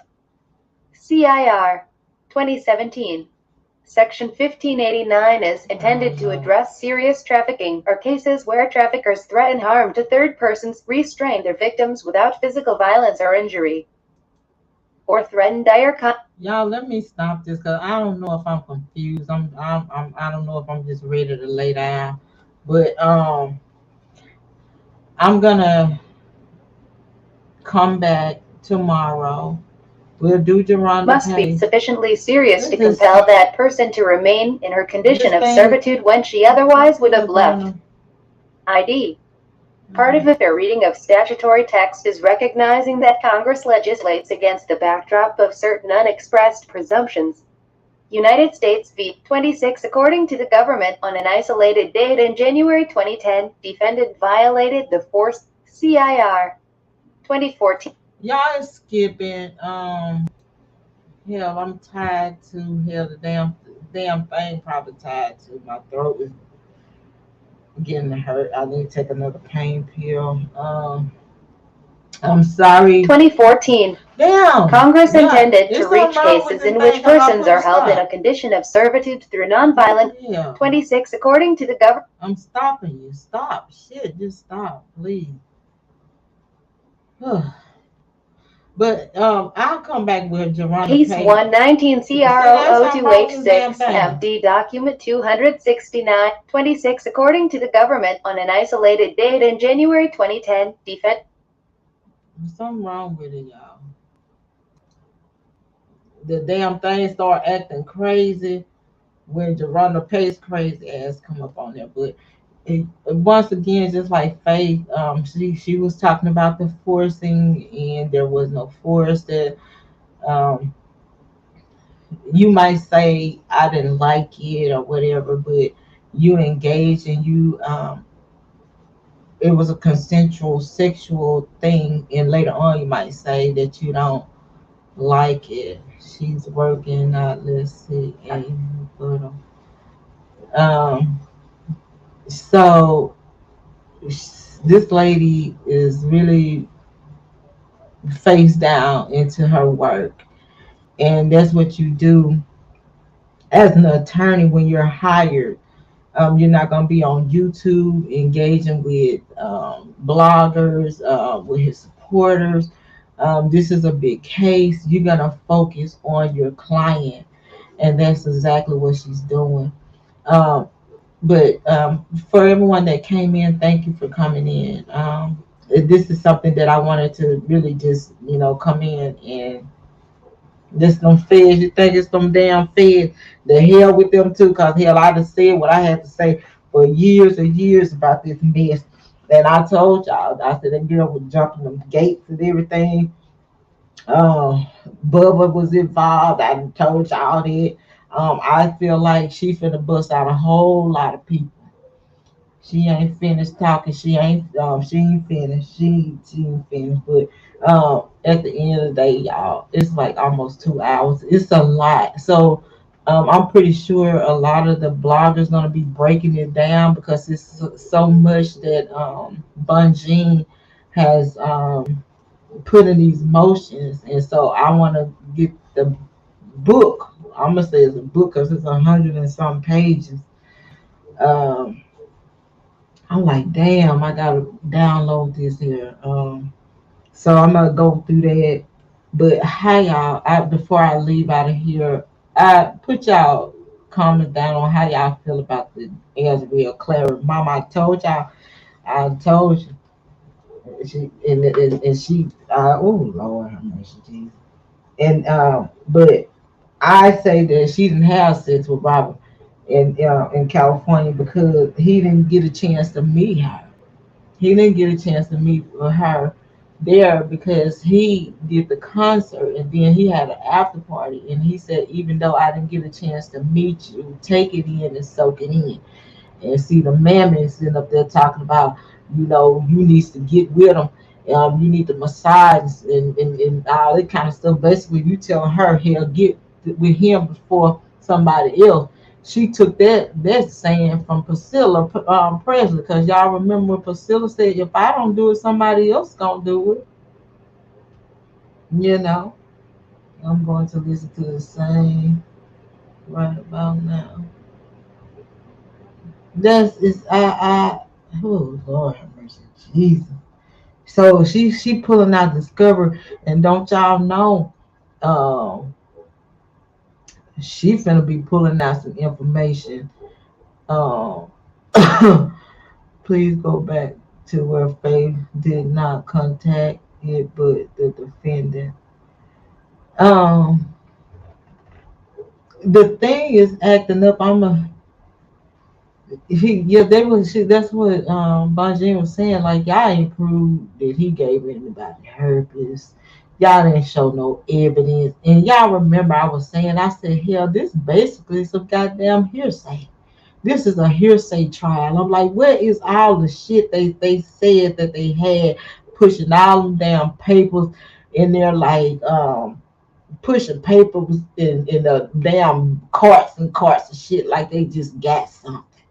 They ain't had shit. And did I tell y'all they made lemons out of lemonade? Excuse my language. They made lemons out of lemonade. And y'all just don't know how I feel to be sick, and I just be want to come out. Just I just been sick. I ain't gonna lie to you. So y'all already know me, and I always try to hit everything that's out there that comes up. Y'all know they messing with Dr. Phil. Now they messing with him. I'm working on their video, and I knew it wasn't gonna be long. Now they try to set a man as prejudiced. But see, after seeing this right here, hopefully they'll change their mind because the man wasn't prejudiced. Like he said, he wasn't gonna be putting that bullshit gossip on his channel because it was a bunch of bullshit, and he knew that they were lying from the get go. And just because he the only one that had morals and values not to go in and believe that shit, you know. And so Bunjean was talking about Deronda Pace, the fake ID. Y'all remember I said, and I don't know, that's why I questioned Robert's counselors when I said the prosecutors made it look like Robert tried to forge an ID for Deronda Pace. Instead of his counsel saying, oh, hell to the no, no, no. Now she could use this ID to take her ass into that courtroom. And she used the same goddamn ID to get into this damn party that she was invited to by his friend Bubba. And they get copies of this shit. And they said Robert just keep every piece of damn paper he has.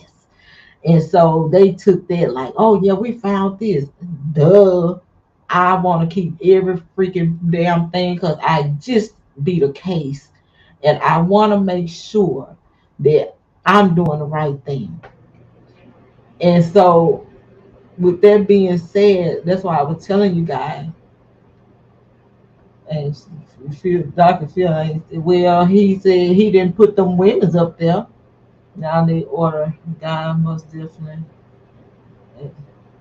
not now that other God most definitely erasing. I don't know if he's fake or whatever, but he didn't take them damn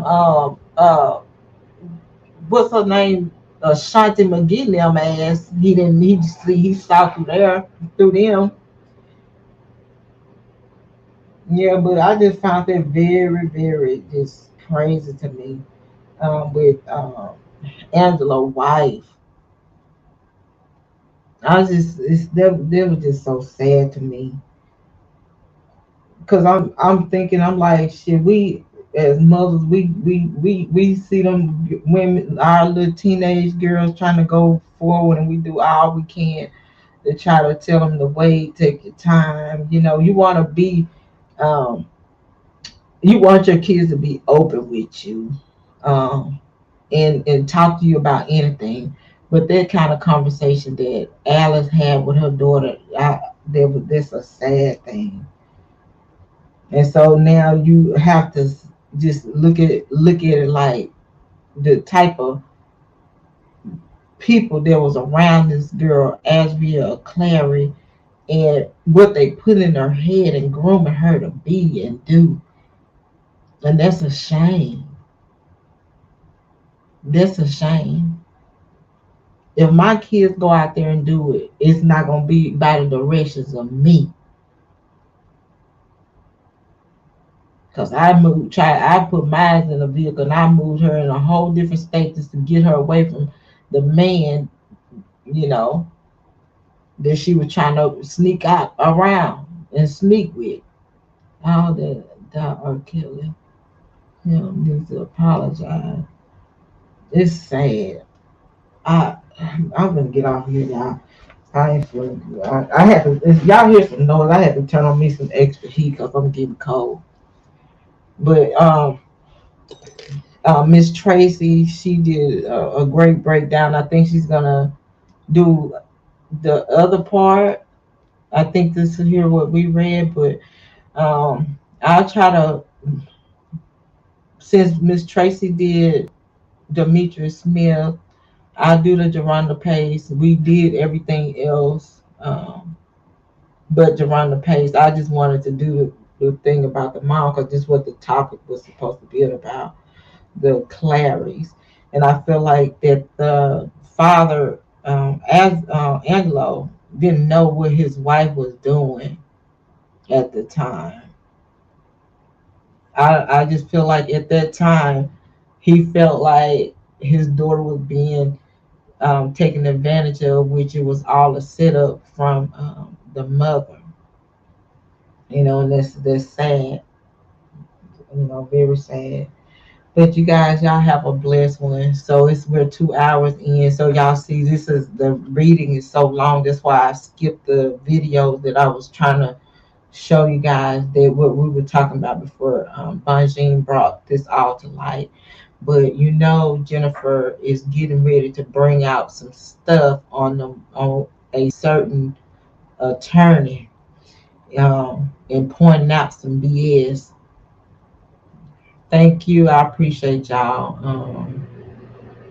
I appreciate y'all a lot. Um, but like I said, I'm gonna crawl back into my little hole because I ain't been out in these YouTube streets. I don't know what's going on. Mr. J never refused to tell me. They just telling me to get my rest and get back well so I can come back swinging. So they won't tell me about the stuff. I'm like, tell me about the gossip. They won't tell me about that, but they'll tell me about stuff that makes sense and that I need to know. So I appreciate y'all keep me updated with things like that. I try to stay off YouTube because of the drama.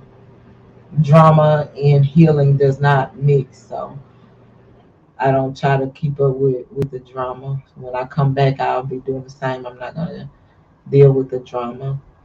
Check out what they are doing to it. They doing a lot. The government appears real dumb. But y'all look at it. I mean, And we've all said they made lemon lemonades out of lemon because we see that there was a bunch of BS. Everything was coerced. Uh, Demetri Smith got what he needed out of it. He said, "That's all I needed for y'all to assure me that y'all wasn't gonna be messing with me." And he went up there and he messed up their whole damn thing. And he was like, "No, Robert didn't. No, Robert didn't." But it just was so much evidence for his counselors to put out there to debunk so much stuff. That's why I didn't understand, especially with Geronda Pace. All it took was the trial friend to get up there and put Bubba ass on there and ask him what the $4,000 was about, and start bringing out damn people, blackmailing and scheming and scamming, so that jurors can see. But the jurors already had they shit set in stone to go in there and shit Robert down. We see that, and I'm so glad that Bonjean was able to point out these damn jurors, because I found it very weird. I'm like, damn, y'all didn't try to go in and try to go through sort through anything. Only thing we gonna do is just send his ass up the shit creek. Yes, we knew. Parents were extorting trafficking. Yeah, what when if they gonna charge the parents? I mean, put down there. So they trying to charge Robert for something hell he didn't have no knowledge on. But the mama, that mama is the man act. She was coercing and shit and cussing the daughter out, calling her stupid and take that damn lipstick off and shit. Hell, I done did my part to get your ass up in there with him. I need you to go in there and look like a child, because hell, I got some police on the damn way. But they're right there too. And I said that. Why? They didn't constantly bring up okay, if Robert's in the room, the police come to check her ID, says she's 18 and nothing went down. It says that she's 18. There's a big argument there. Right there could have shut that down right there. So hats off to Bonjean. Prayers to you, honey. And every people that's trying to reach out to her, y'all can hang it up, because that woman, she's on a mission. This is a big case for her, probably the biggest case. And this right here is gonna, if she do what she got supposed to do, and from looking at her resume, she win this case. That girl got it going on. We still don't know if they were real jurors or not. That's the whole thing. They asked should be in jail. The real criminal, yes. That's what I'm saying. I'm just, oh my God. She said okay, that's the whole breakdown right there, one on one. Now y'all see why they fought so hard to keep them parents out of there. He wanna fuck. You got that man hot box and said he wanna fuck. But then and this is, I'm just saying what's on the thing. There was a part about the herpes that the defendant did not give her that. See, that's what Bonjean was saying. Like, especially among African Americans, it's like we have a high percentage with that. You can catch it by drinking out of a straw, and we already know when Faith and Summer Bunny sharing panties and talking about they had STD diseases and all that kind of stuff, and buying drawers and panties and thongs for each other and shit like this. Oh hell, they are thonging and slurping and stuff allegedly. I just say. So I ain't giving these women no damn passes. I'm sick of these people trying to say just because I'm a female, I'm supposed to have sympathy. We ain't no weak ass damn women. And these women need to stop running around here acting like they weak because y'all just went in because y'all wanted some money. Y'all looked at some fame and y'all tried to use your damn body parts to get it and your mammoth coercion asses to do it. And then you got the sanctified mama and daddy and stuff here. They all they want is some money to get a new damn church. The damn people in the circle trying to work with these damn crazy ass people to get them in so they can blackmail them.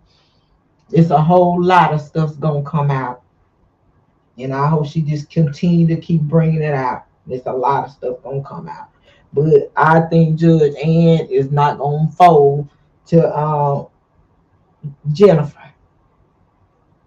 The way she was mistreating Robert, I don't think she's gonna fold. So Jennifer gonna have to come on out, and she gonna have to do some swinging. She gonna have to swing real hard because that damn judge sidebar ain't gonna do shit. She already knew about that damn Nicole. That's why she was so upset. And that's why she couldn't stand her because she probably was like, you gonna be the reason this gonna mess us up. And so I'm gonna snip this shit in the butt. And she told Robert, she said, all right, if this what you want, she said, don't come back asking for a mistrial because I'm not gonna grant. Well, y'all remember that. I got that on the video too, talking about what she said in that hearing. But y'all be blessed. I gotta get out of here. Thanks, Maz, for coming in and everything.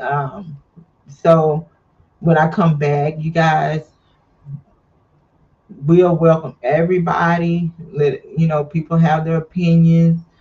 As long as they're not coming at you guys, messing with you guys, threatening you guys, just let them say what they gotta say. We want to hear everybody's opinion.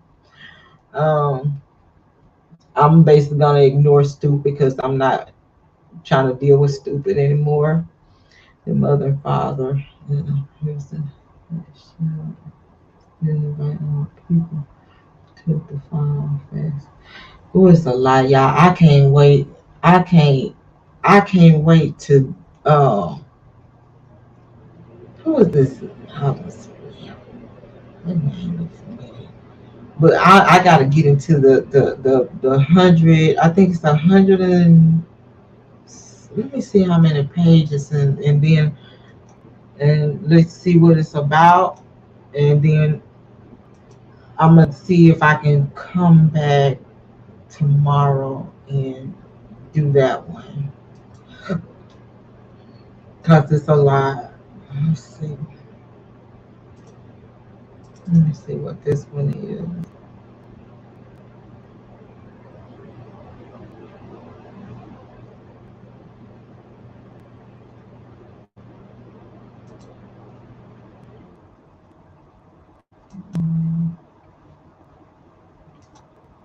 I have to get it together and then I'll tell what I'm gonna do.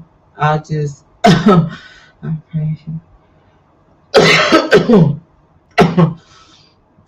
what I'm gonna do is just let it play, you guys.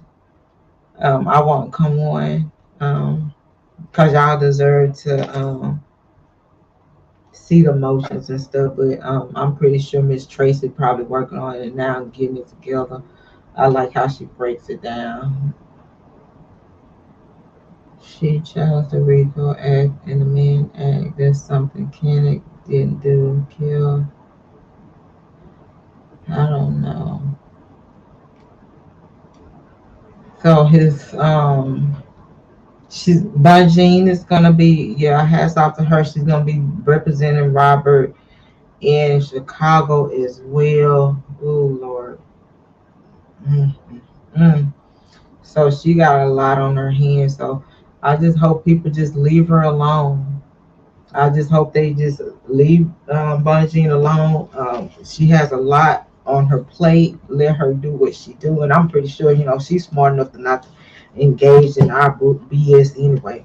This woman want to win, and she representing Bill Cosby. So she is actually representing Bill Cosby too at the same time. So she is going to be working. So, you guys, thanks again for coming out. This is not my official live. When I come back, I want to have fun with you guys when I come back.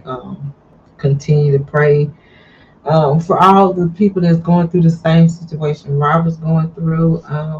But I want to leave this to our men. You see the situation, especially our rich, wealthy men. Um, Having a bunch of women was bragging rights back then. Now it's just time to leave that alone. Keep yourself safe, keep yourself covered, watch your back because you got a lot of schemers out there. So I'm gonna end it on there, you guys. Y'all have a great weekend. Be safe out there and just love yourselves and be careful. Mm. So y'all be blessed. Let Miss Bonjean do her job. I hopefully I'll see y'all soon. Thank you, Mods. Once again, thank you, Trigger. Thank you, Mr. J. Y'all for keeping me encouraged and keep just try to make sure I'm okay. I appreciate you all. Y'all have a blessed night.